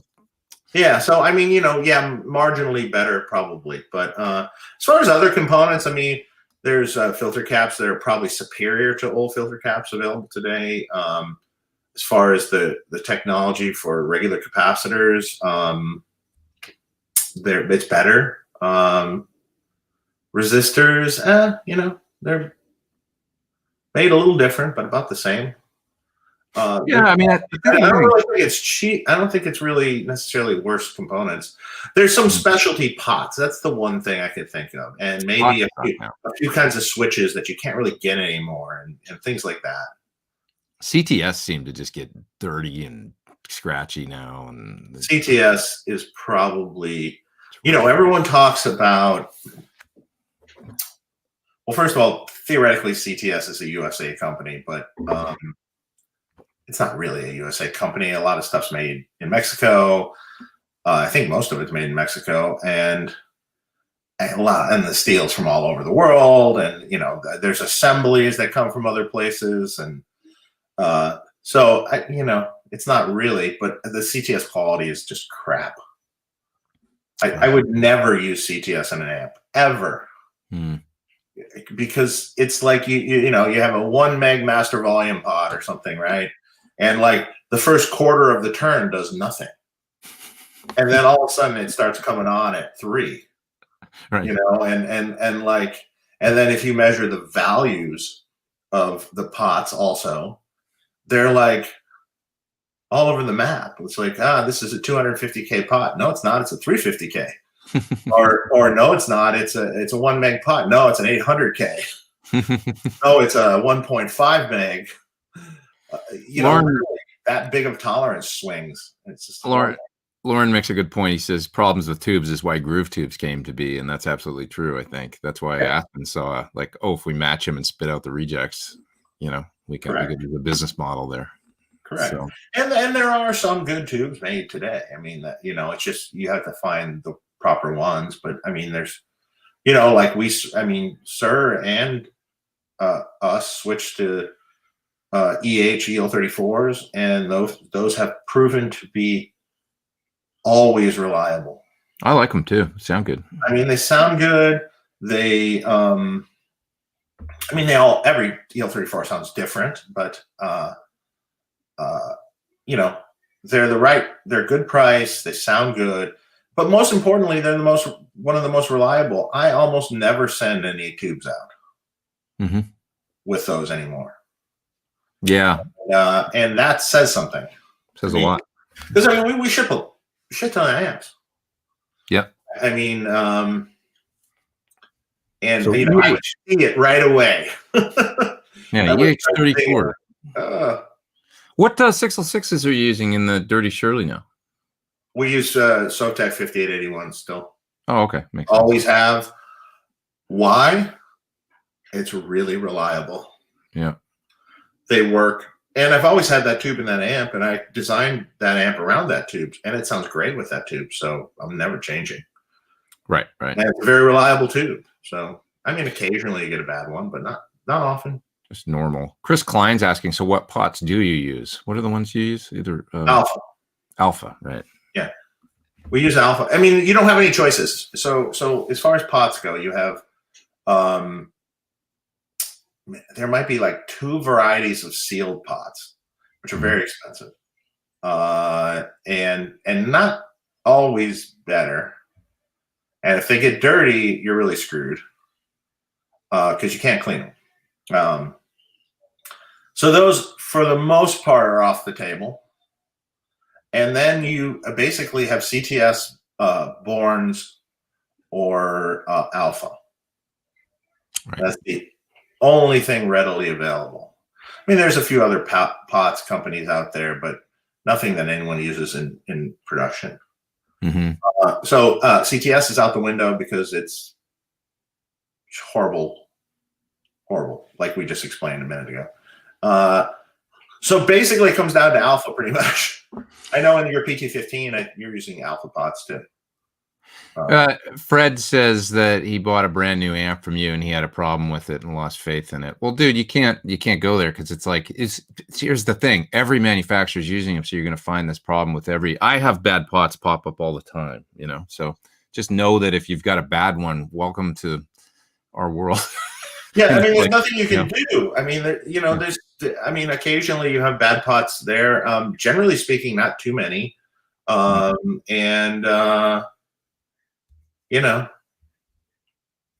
have so many in my guitars that are, and it's not the fault of the manufacturer of the guitar, it's the fault of the manufacturer of the pot. What the hell are you supposed to do? They all kind of it's just a problem these days, Yeah. So if you get a bad one, you just replace it and move on.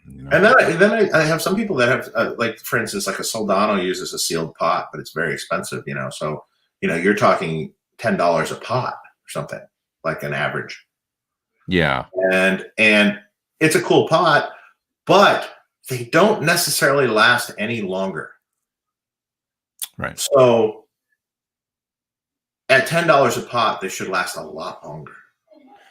Cletus is saying that Glenn, he's mentioned a Glenn Fricker video he did recently where he was talking about how tubes don't matter because I guess he tested them. Glenn generally, I mean, as far as I know, I haven't watched the video, so don't quote me on it, but he's a high gain metal guy. And in modern amps, high gain amps with lots of gain stages and stuff, the tube thing matters less. I just think it does. I mean, it's like, especially, preamp tubes, it's like, but when you get into the vintage Marshalls and AC30s and things like that, you'll hear the difference a little more. You just will, Now, is it the circuit is the biggest thing, and changing a speaker is a massive thing, and things like that matter more. But I can hear the difference between a JJ and a Chinese 12AX7 all day long, to the point where I'll play an amp sometimes and go, does that amp have a JJ and V1? Because it sounds like there's a blanket on the sound, and then and many times I'm right. Yeah, Yeah, but we have there's big issues now with preamp tubes. There's no Chinese preamp tubes now. Right, that they've gotten really. There's none. Well, they're not making any more right now. I don't know if they ever will. It's a COVID thing. No. They had a fire at the factory, and then they were supposed to move, and then I don't even know what the real deal is or the latest is on that. But who knows? So you got to make a decision on what you're going to use. Yep. In your production amps, and lots of them. So it's like, it's kind of a problem. I think I decided on something I like. What do you like? Well, there's a new tube from EH. There's a new EH 7025 preamp tube that seems to sound really European-like and pretty open, still keeps that kind of big open Chinese thing, maybe not quite as glassy on the top. They're a tad less, well, they're less gain than JJ's. They kind of come in, a lot of the tubes, at least on the tube tester that I have, a lot of the tubes, the Chinese tubes we were getting were testing not all that hot either. I mean, they're testing on the Mxr, they're testing 85 to 93 maybe. 88, 89, 90, somewhere in there. These are kind of consistently testing like 85 to 90. Okay. So they're not that much different, but they might just be a tad less gain. But generally with the circuits, they seem to be pretty cool. And there might be a slight tweak you can do it in the amp that'll just kind of slightly give it a bit more gain. And I think they're cool. If they're quiet and the tone's good, that's the most. Well, I think they're cool, but there's issues. There are always issues. Like, there's LPS tubes, and they can be cool in the phase inverter. I like them. But not favorable for the cathode follower because they could fail. Right. Okay. I like the LPS tube. That's not a problem. But it doesn't work everywhere. Great in the phase inverter. And, and the other thing about 702.5s, you can use them across the board if you want. Right. Because they're low microphonic also. I want to try those. They're pretty cool. They're pretty cool. I think I have some.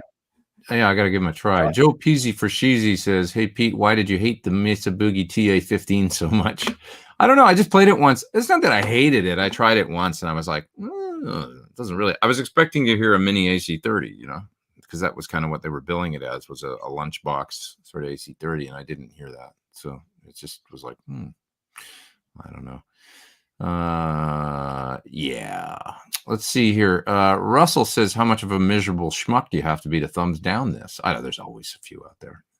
I worry about my haters. If they don't show up, I worry about their safety and their health and well-being. Where are you guys? Are you okay? We got to get somebody to come look in on you. We care. That's the thing. We care around here.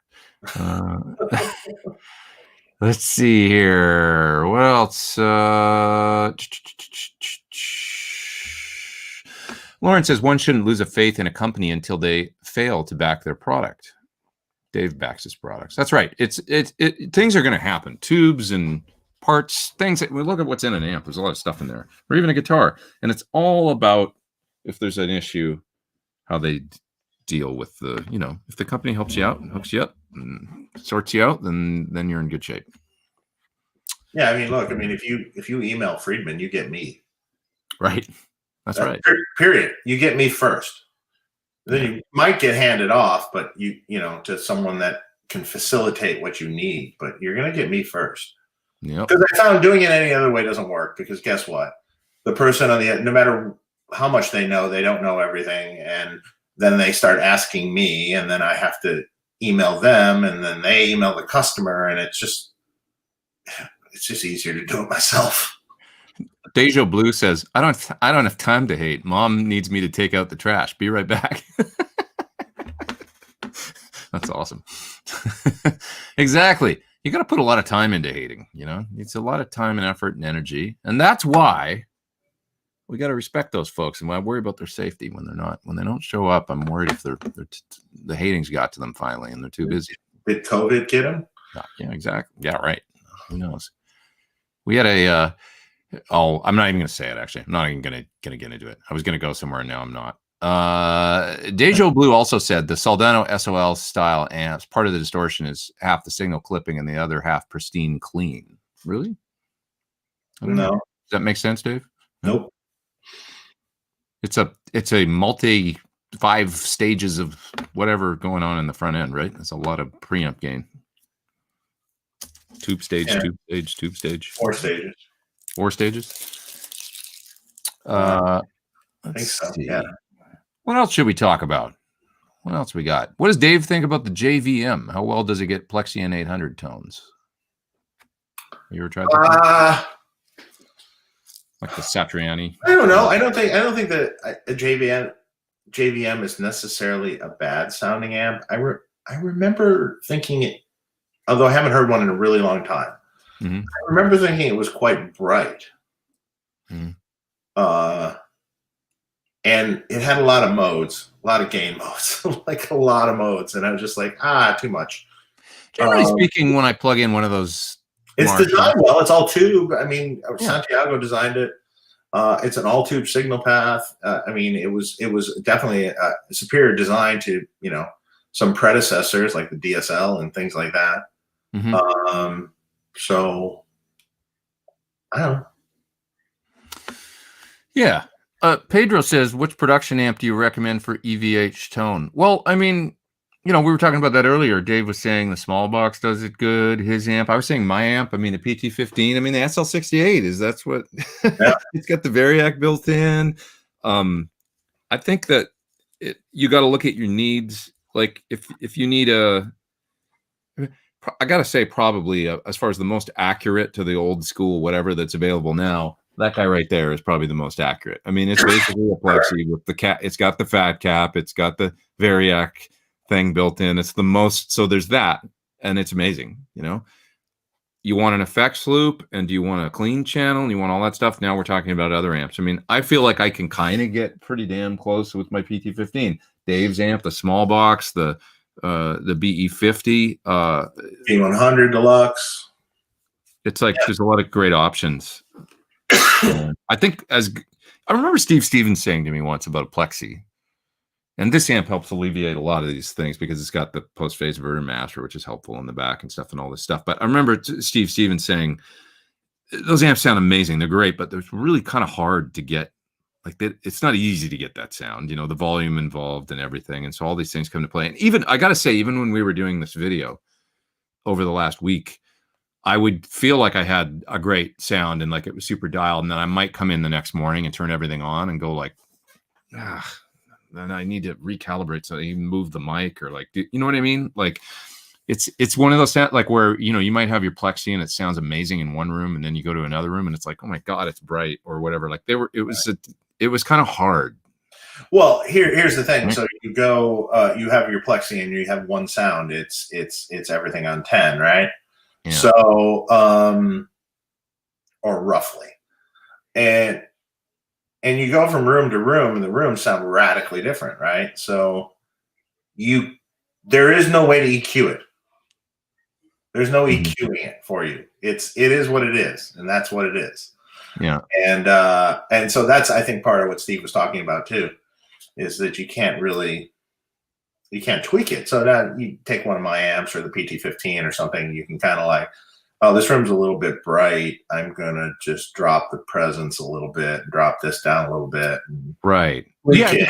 Okay, I see what you're saying. You're saying that the amp sound relies on everything being on 10, and that's the sound. But whereas with the modern amp, you can tweak the EQ a bit more when there's right. Exactly. Well, you have kind of control over that. Now, it might just be what you're hearing, though. Like it's what you're hearing. It might not really translate to it being mic'd up and out front, but I mean, you have to be happy though.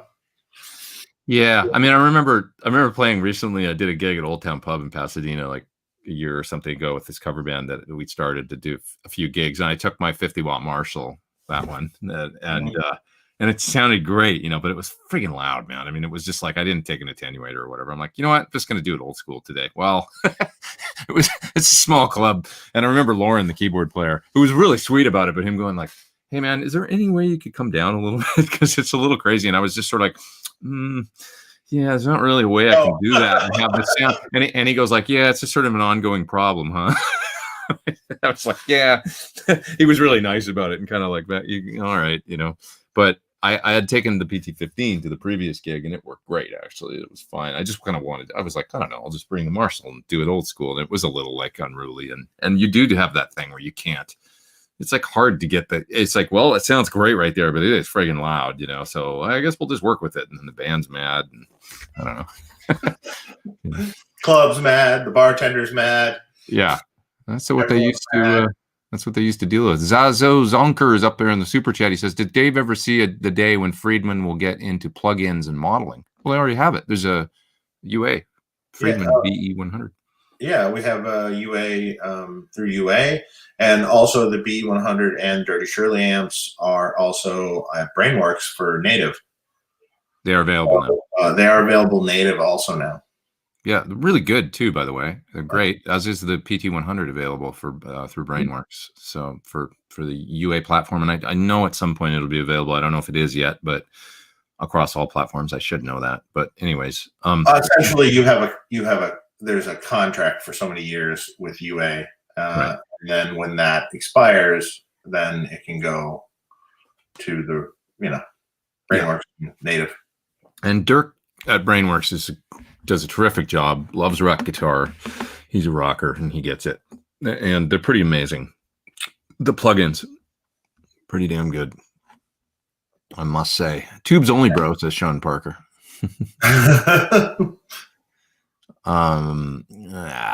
Yeah. Dave, in what way will the Smallbox pedal change? And I just lost the question. Change the tone of my PT20, says John Z Guitar. Well, you can give it more gain. Will it change? I mean, you can sculpt it and shape it. I mean, the PT20 isn't really a cleaner amp, so you can set it in a cleaner mode where it's just slightly broken up, and then use the pedal to give you a boost or a higher gain thing. But you can totally shape it and make it a different tone. Mm-hmm. I don't know really what to say to that. If you can find them, apparently they're sold out everywhere.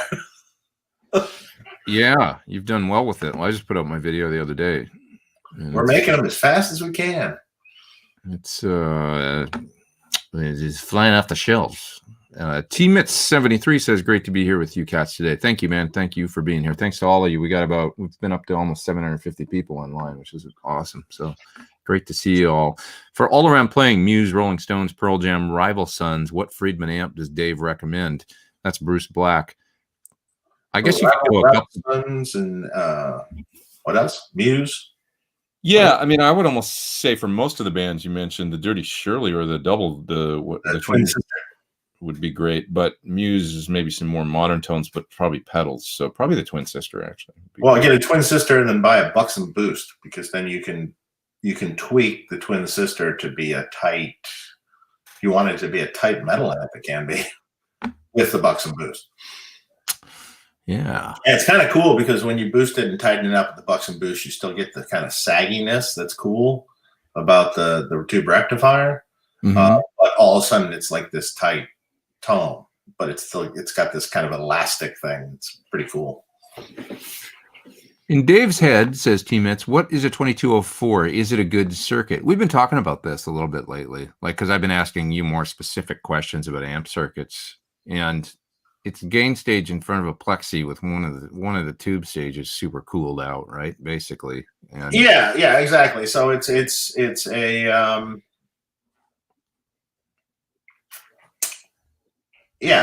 gain stage. It's kind of like a plexi with a slightly added cold clipper stage, they call it, which just adds a little bit of gain. So it gets kind of a little more of a saturated kind of tone. But to be honest, like the 2204, like by itself is kind of interesting because you find yourself having to cut the bass a lot and boost the bits up a bunch in it to make it sound more like a plexi kind of thing, because it's sort of loose sounding.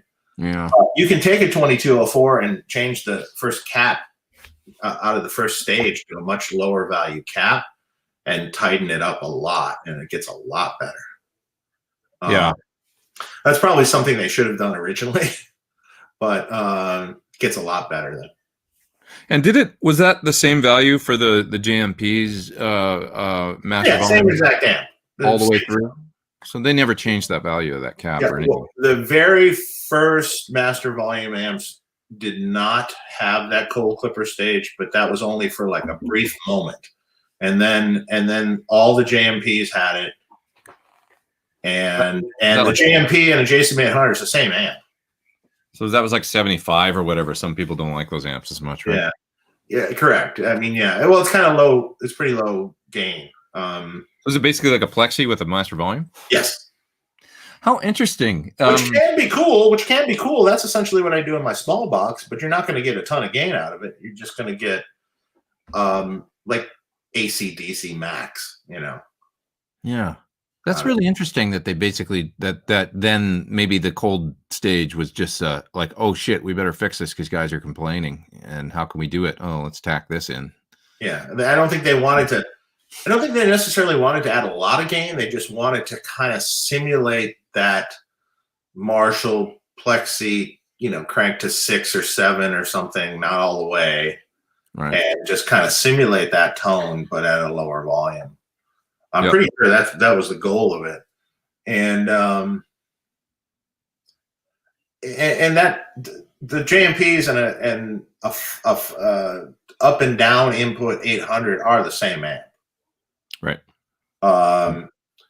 Then slowly they made some changes to the 800 to make it a little more manufacturable, cut costs in some areas, and so it's still the same circuit, but they just cut down on the amount of filtering and like how many filter caps they use to do the same basic thing.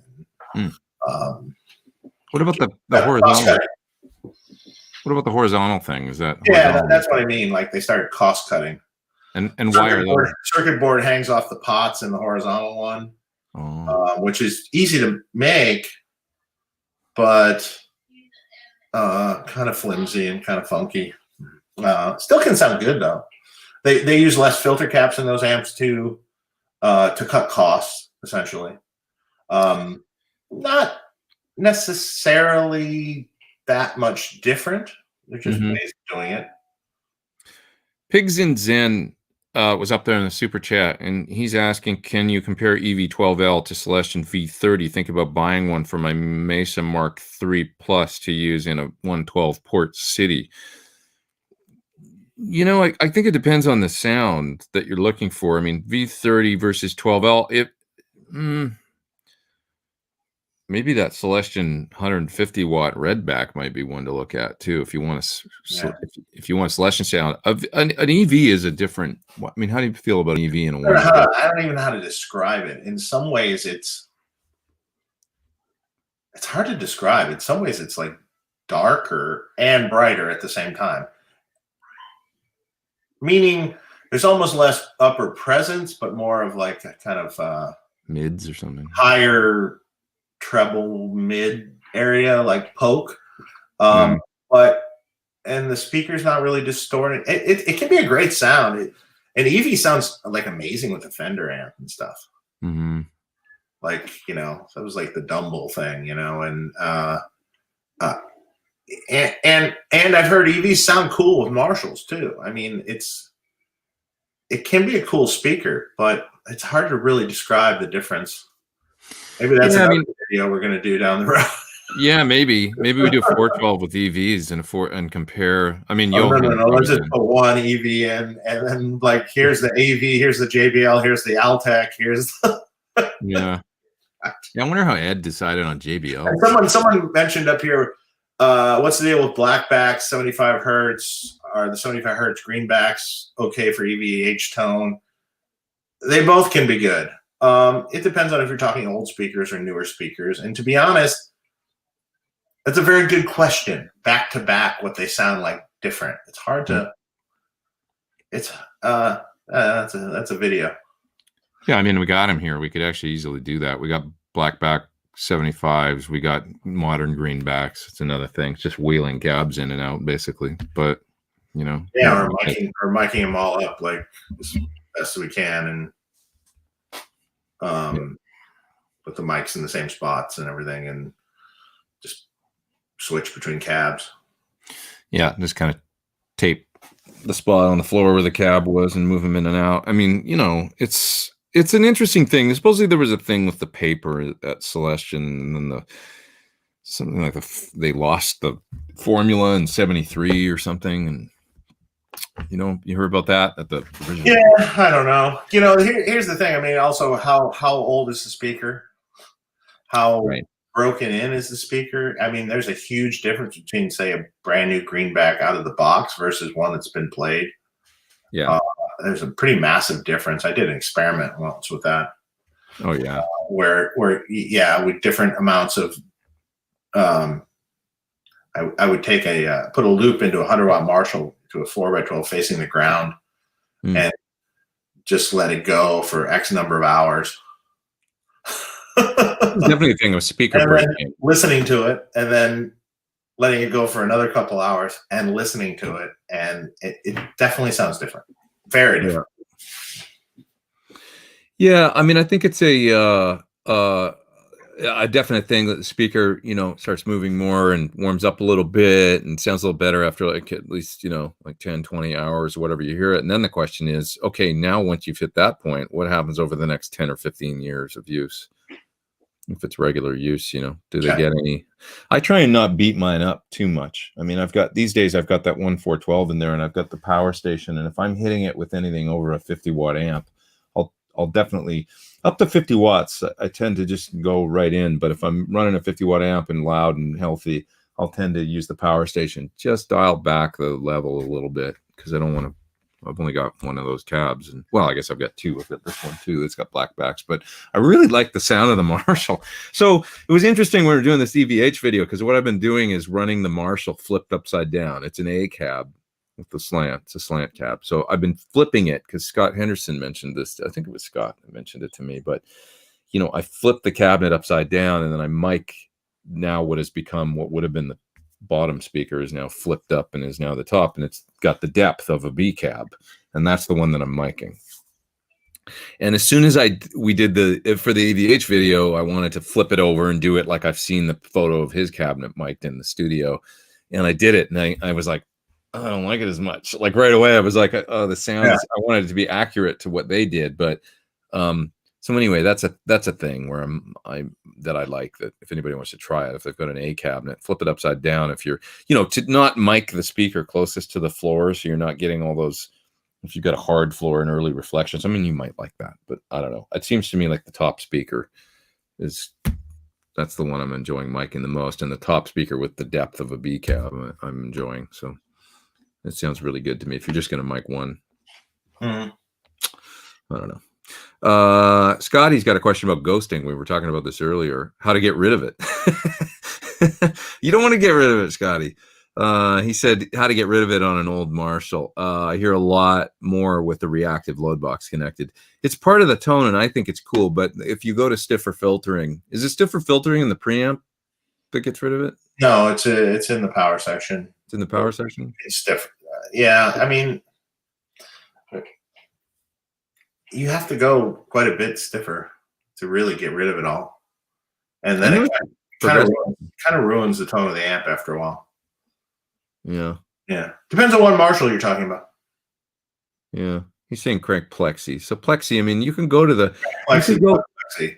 If you really want to get rid of it, you could go to like the 69 or 70 filtering without too much. Yeah, it'll minimize it. It'll still be there. Yeah.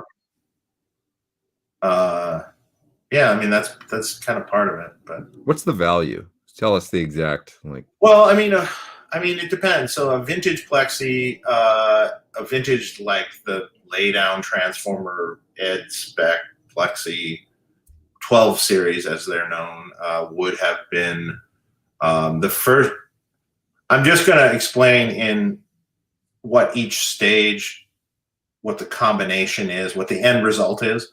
So, meaning like the first stage in a Marshall has 200 microfarad caps in series with each other, which makes it 50. So I'm just saying that. So the first stage in that amp is 50. The second stage in that amp is 16, super low. And the third stage is 100. And then the preamps are 33. There's two of them in the preamp that are 33. So, I mean, at least that's one era of the amp. That's what Ed's amp was. So now, later filtering is still 50 first, 50 second, so considerably higher. Instead of 16. 16, and then 100, and then 50s in the preamp. So 33. Yeah, there's a huge difference on the preamp, but there's a little compression thing that happens in the preamp too that's a little different with the 33. So when another video we're gonna do. Right. Well, when we were experimenting a little bit with that, what did you change? What I did, so we had the original, the 69 filtering, which was 50, 50, 100, and 50 in the preamp. And then what I changed it to is 50, 25. Oh. So didn't go quite as low. No, I couldn't, not with just the stock caps that were in there. I see. You'd have to change it. So didn't go quite as low, but between 16 and 25. Right. Probably not massive difference there. As soon as you do that, I like it. I mean, I always like it, and I guess that's just me, and I like Marshalls, and I like 68 era Marshalls. Well, there's something that happens, interesting thing that happens is it although the low end's not as big and seemingly tight or more, the low end gets kind of lopped off a little bit, but there's a feel to it, a compression under your fingers that feels amazing. Mm-hmm. I've battled this for years. So my early amps have really low filtering, and which I really particularly like. But then, like, you know, oh, I wish it was tighter, or I wish it was brighter, or I wish this and that. And so over the years, it's gotten tighter and brighter. I don't know. Sometimes I kind of want to make one of my new amps with low filtering and take a listen again. Yep. You know, and just see. Chris says, Chris De La Cerda, excuse me. He's there in the top chat, and he says, Dave, could you give a detailed explanation of biasing amp using Variac set to 90? Set the Variac at 90, check the voltage at 90, and then you bias the tubes to around 50 mils. It doesn't have to be that exactly, but around 50 mils per tube. Now, depending on the set of tubes, your stock bias circuit might not get you there. You might have to change a resistor. Might have to change the series resistor into the bias pot to a lower value one, or just bridge a resistor across it, just so you can get a little more current out of it.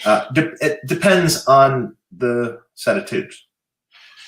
I mean, a set of tubes can range wildly. Like, for instance, when we test EL34s on our Maxi Matcher, because we get tubes tested in match sets and then retest them again.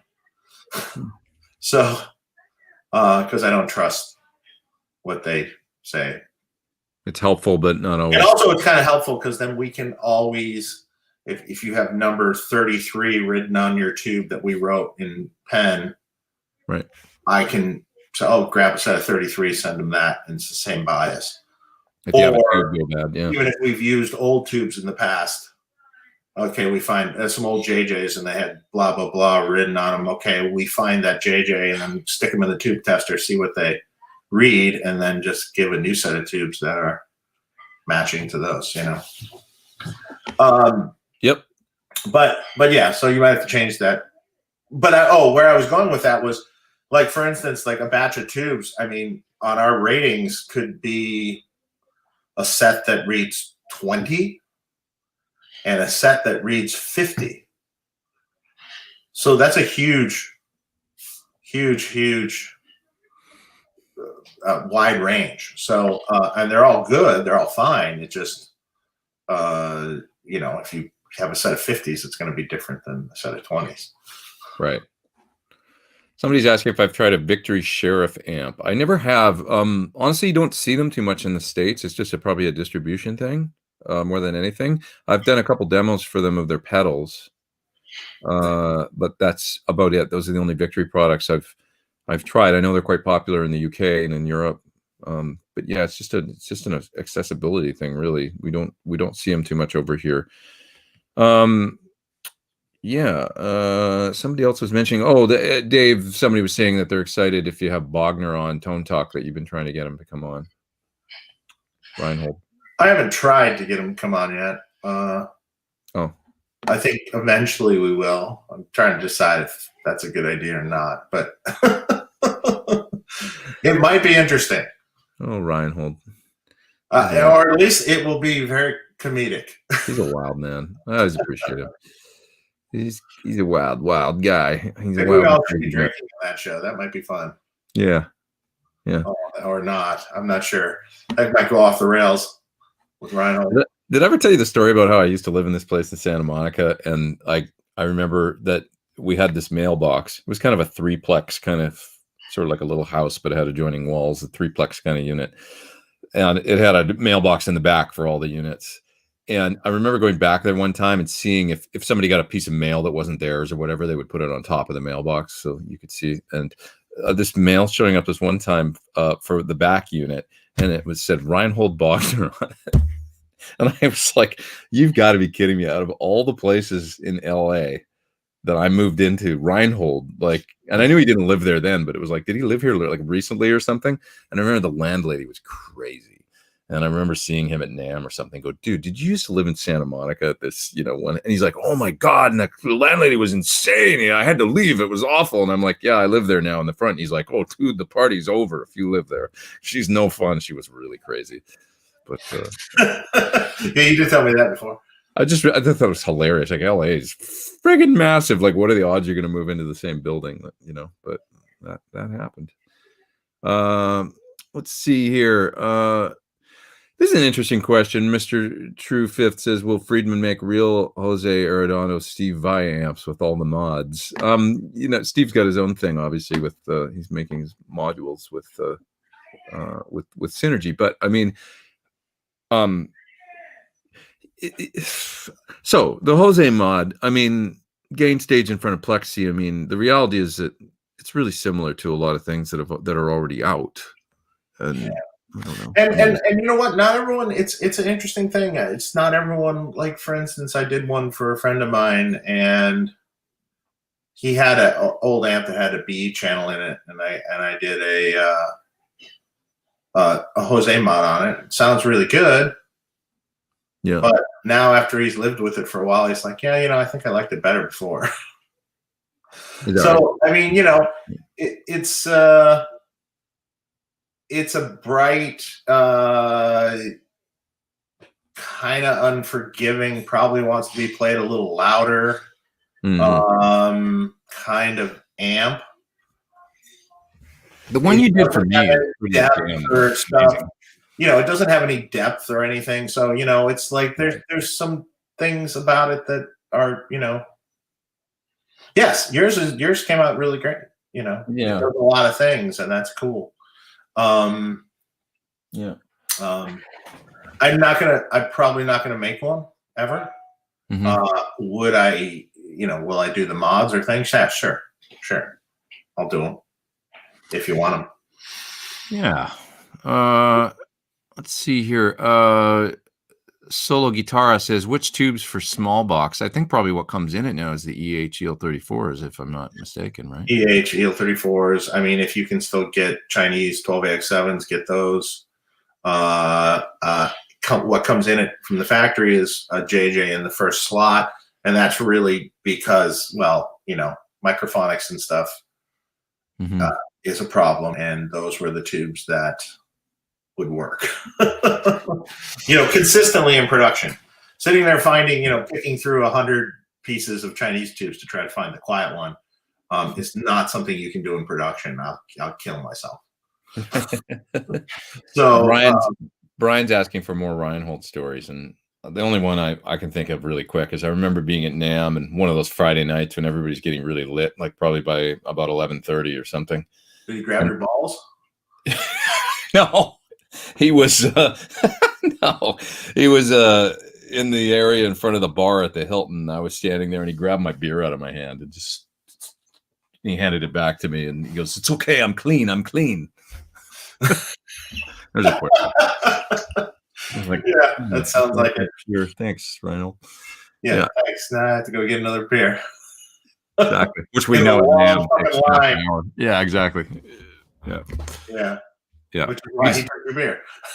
He's a funny guy. Yeah. He's a funny guy. Okay. It's almost time to go. I think it's 1:40. Yeah, we should probably go. We've been talking about this stuff forever. So I got 700 people here, which is really nice. But we should split. Anybody got any last questions about the video before we kind of wrap it up? Questions throughout this thing that we've missed. Yeah. I don't know if there's anything. Ask them again at the bottom of the chat, please. Blood Reina says that Dave needs a Friedman combo that he can play at home. Well, I think you make PT20 combos and stuff, don't you?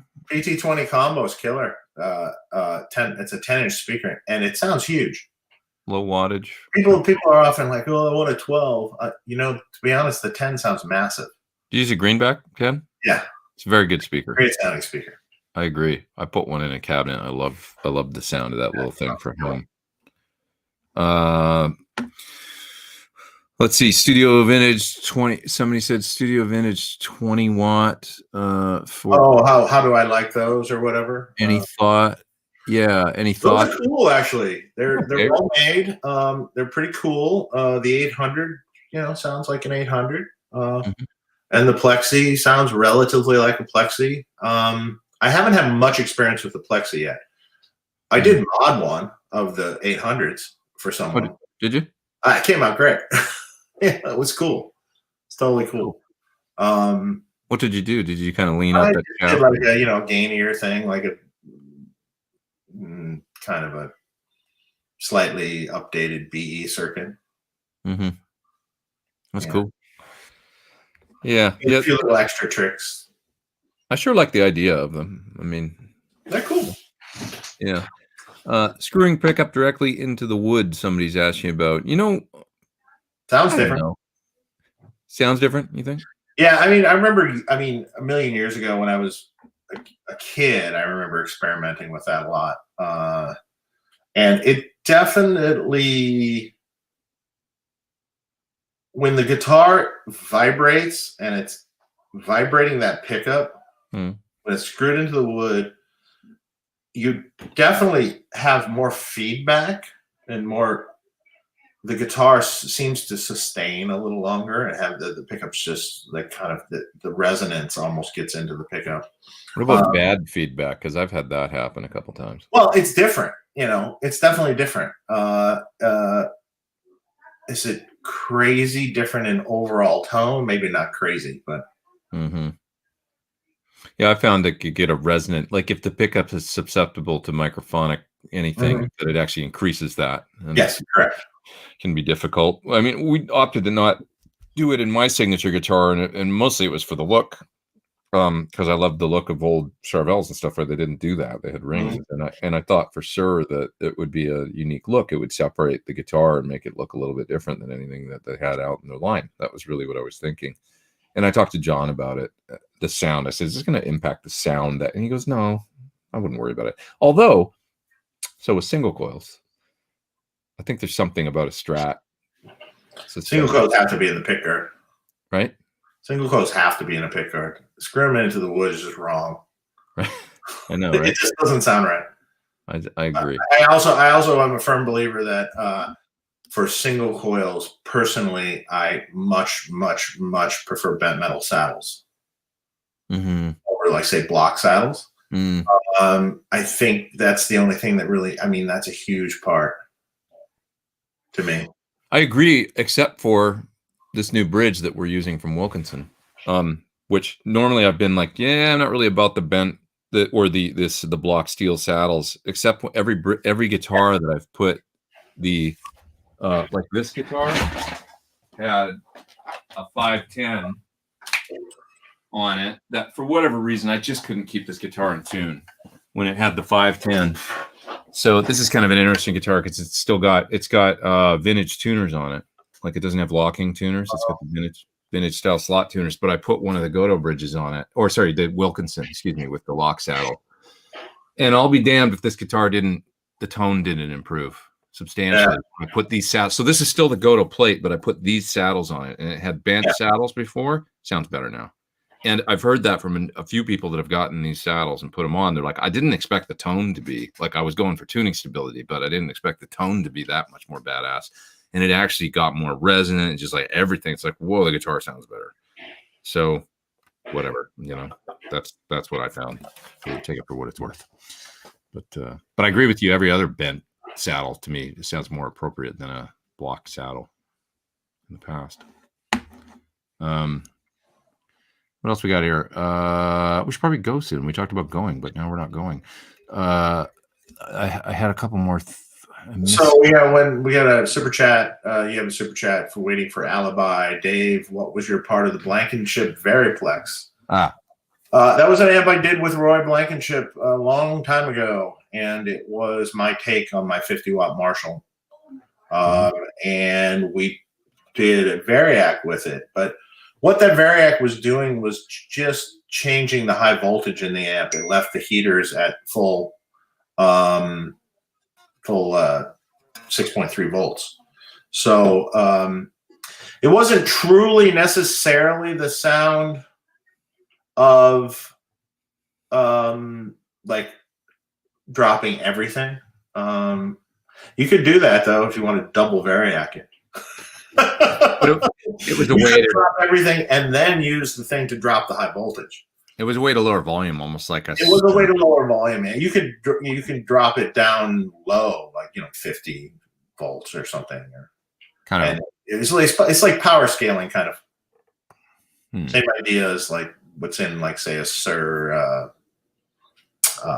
Badger, not Hedgehog, but Badger or something.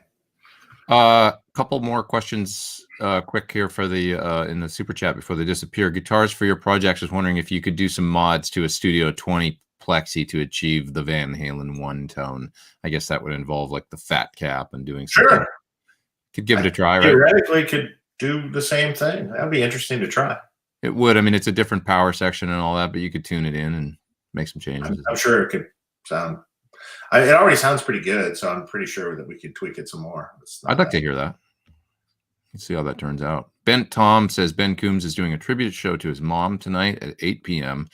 We mentioned that a little bit earlier. Ben, our thoughts are with you. His mom passed away, and he's going to do a little tribute. Ben is my faithful moderator that's always here for me. So thanks for being here, Ben. And our thoughts are with you.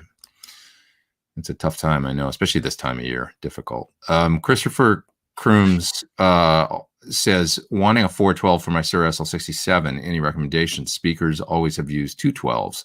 Thanks, Pete and Dave. You know, I would say, what's that? Greenbacks, 4x12. Yeah, Sir has a 412. You know, it's I don't know if a lot of people know that, but they make one, so you can get a Sir 412 and just order it with greenbacks. That's what I would do, honestly, with the SL67. Get a matching Sir cabinet for it. Go that route, and you know, a dealer, Sir dealer, can take care of that for you. It'll be a great cab, and it'll sound great, and it'll match. Alex Garcia music, thanks, Alex. Up there in the top chat as well, and just they keep coming in. Bobby Valdez up there as well. He's got a question. Alex just was, I guess, just being a kind soul. Bobby Valdez says he didn't have a question. Bobby Valdez says, does Friedman make one amp that covers both Marshall and Fender blackface sounds? Maybe the closest would be the Steve Stevens, right, with the clean channel that's in it. Do you think? Yeah. Steve Stevens. Probably. I'm pretty good, right? I know your amp line. Yeah. You've been around long enough. All right. Oh, yeah, I should mention I've got my affiliate link. I should bring that up. It's the Sweetwater link. I always bring it up every week. It's down in the video description below. If you need a kazoo or you need a banjo or small box pedal. A small box pedal. There's an affiliate link. Might be out, but they'll be getting more. It's on sale till the 5th. So, oh yeah, it's on sale right now, right? Yeah, it's on sale $169.99 till the 5th. If you need what else? Maybe you need a pick holder, or you know, some Allen wrenches for your Floyd Rose, or some guitar picks, or a Timmy pedal, or I don't know, you want a tap tempo your Echoplex pedal. Go to Sweetwater at the affiliate link, and they can help you out. They're nice folks, and it helps my channel. Yeah. What's that? Need more kazoos on this show. You're right. I know. I should get one. I always talk about that. Should we do a kazoo test? Yeah. Let's do it to get the ultimate kazoo tone. Or a ukulele test? Oh, no. It's like circa. Yeah. I mean, I saw when I was at, I was at Motor City Guitar. I saw a ukulele that was in this shape. It was either an Explorer ukulele or it was a Flying V ukulele. I think cracked up. It was great. I think I've told this story before, but for those that haven't heard it, this is a good insight into Chris Cornell's sense of humor. Dead serious, he said to me, "What would you think if I got a Gibson Flying V signature acoustic, but it was a Flying V? Like if I just made them do that." And I'm like, and he was like totally like taking the piss out with the whole idea, but like really actually kind of wanting to see it through. Like, yeah, if I just was like, yeah, this is what I want, and you got. I saw one time I did a Nashville NAMM, and there was a guy that came and played through the pedal board we had with a electric violin that was in the shape of a Flying V. Oh, and he played it through the pedal board with distortion and like rock kind of stuff. The other day, so awesome. The other day, Katie Jacoby, who plays with the Who, so she comes out, does the violin on "It's the End of Bob O'Reilly," right? She's amazing violinist, but she put up a video the other day of her doing with a bass and drums of some metal thing, and she's like, "Yeah, getting back to my roots with." I didn't know she played like this, but she's got a Flying V with frets. Yeah. Through full distortion, and it's like on her Twitter anyway. You can see it on her Twitter, but it was like, oh my god! Anytime someone thinks out of the box like that and is willing to do that, like I've done lots of pedal boards and things over the years for violinists that do, or cellists or different things that do, saxophone players, that pedal board that do weird things with them, like with whammies and all sorts of crazy stuff. And, dude, that so interests me because I get bored after a while, and it's like, wait, I have no idea how this will sound with this, but let's try it. Yeah, man. It's like when I was in Europe with Sammy Bowler, I started getting bored, and I go, "Hey, Sammy, can you do that same tapping thing on a 12 string?" He goes, "Oh fuck." I remember this band. Of course, he found one at a store we were at, and like, let's try it. Probably sound cool. And he did it. I remember this band called the Crash Kings, and they opened for Cornell for a month. Yeah, I know them. I did work for them. Did you? Yeah. Yeah. So they're a great band, and the keyboard player, because he's a singer keyboard player, they don't have a guitar player. It's keyboards, bass, and drums. But the guy plays one of those keyboards with the what is it with? It's a clavinet or something. I don't know what the hell it is, but anyways, with a whammy bar on it. Yeah. He plays full on distortion with the, I remember him, and it was pretty cool. They do like Black Sabbath covers and stuff, and it totally sounded great. I saw him open for you once. Did you? I was there at one show. Yep. Oh, the Wiltern? Yeah, I think so. Did you go to that show? Yeah. Oh, that was a good one. Mm-hmm. Yeah, I remember that show. That was a really good Cornell gig. I mean, probably the coolest one we did. Well, there was some. I remember the bass player in the Crash Kings had a high watt PA head, and or some sort of high watt PA head using for bass, and amazing bass sound, right? Yeah, amazing bass sound. Yeah. Great rock bass tone. He did. Rory Fan is just asking, where's the GE10 in the signal path? It was right at the end, right? Yeah. Right. Somebody was mentioning that Ed didn't get the GE10s until they went to Japan after the record was released, which may be true. That was a thing he picked up. I don't necessarily think that he used it other than to compensate for, his loss on his pedal board or the long cable runs and stuff that, that he was receiving. Because you thought back then too, it would have been a long cable into the pedal board. And then the loading of the pedals. And then, fuck. I mean, yeah. And he put it kind of in a weird spot. Probably shouldn't have been where it was, but let's just make up the losses that I'm getting. Yeah. Make up the gain a little bit, make up the top end a little bit off this long cable and this loading that I'm getting, Which I think we showed in the video. I mean, I actually really like the sound where I just kind of was on the fly.